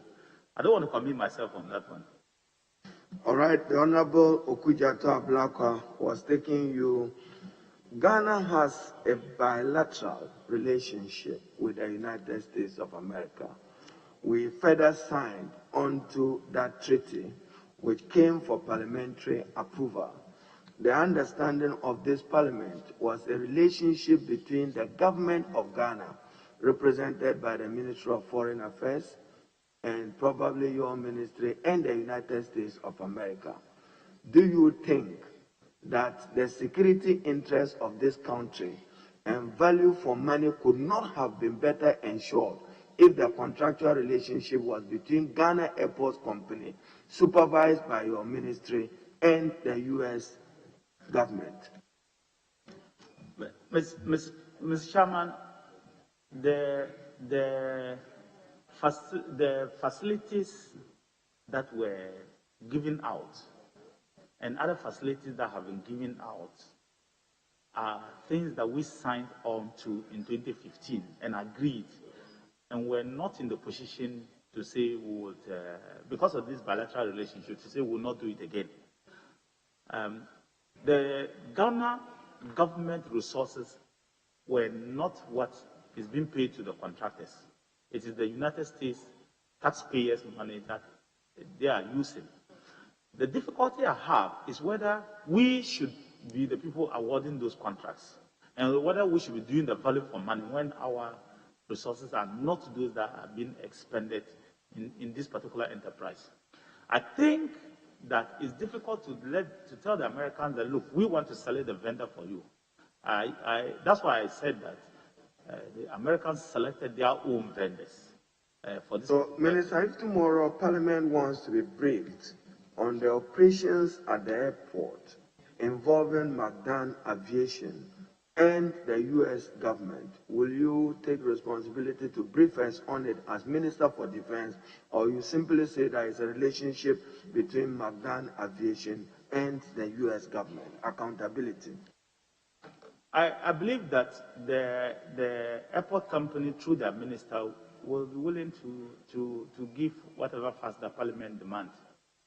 We would want to demand through you an operational report. The difficulty I have is that because Ghana Airport Company, I'll give you basis, Chairman. You know, we all use the airport, and it is not every time that the U.S. itself gets it right on its foreign policy pursuit.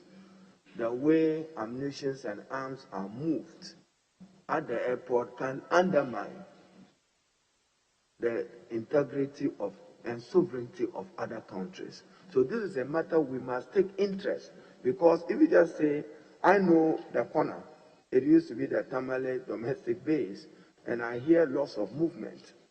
We are saying that given the sensitivity of it, we don't have a problem letting the American government know. We are of the view that strongly there is state interest, and that state interest is better protected by your ministry or the Ministry of Foreign Affairs, or jointly by the two ministries. Mr. Chairman, I think not a private sector I think that maybe I need to clear something so that the public may not misunderstand. I was talking about the relationship between McDan Company Limited and the Ghana Airport Company. That's what I was talking about. If it's about the relationship between the Americans and Ghana, of course, my ministry is briefed and we know everything. There is nothing that is hidden. At every stage, we have officers that work, because that's part of the agreement. We have officers that work and at every stage to make sure that our interest is covered. So the Ghana Armed Forces at every stage is in full control and know what is going on at every stage. But I was just talking about that relationship between McDan and the airport. I want to take this risk, and probably you have had briefing. I may not call the foreign countries because we are on camera. There was an instance where a foreign neighbor found some ammunition and guns entering that foreign country attributable to Ghana, or our national security system was held responsible for it. Now, if you have this situation of McDan Aviation just with the US system, now another foreign country tomorrow accuses us that those processes or ammunition pass through Ghana. Are you in a position to avail yourself with adequate security information on that matter? Mr. Chairman, all issues to do with ammunition, guns, or any explosive that is supposed to enter Ghana, we have the records of everything. But human traffic that McDan deals with is what he deals with. But I was actually talking about only the consortium agreement between that company and Ghana Airport Company that my minister doesn't deal with that. But all other security-related issues, my minister has information on everything that has to do with it. And I can assure Ghana that we are safe. We have it under control. We are simply concerned because that is to give too much latitude to a foreign country. If you read anything on national security intelligence, it is recognizable and it's in the preamble of every national security law that the influence of foreign activity of other foreign countries can and is a plausible source of insecurity to another country. You probably can take note of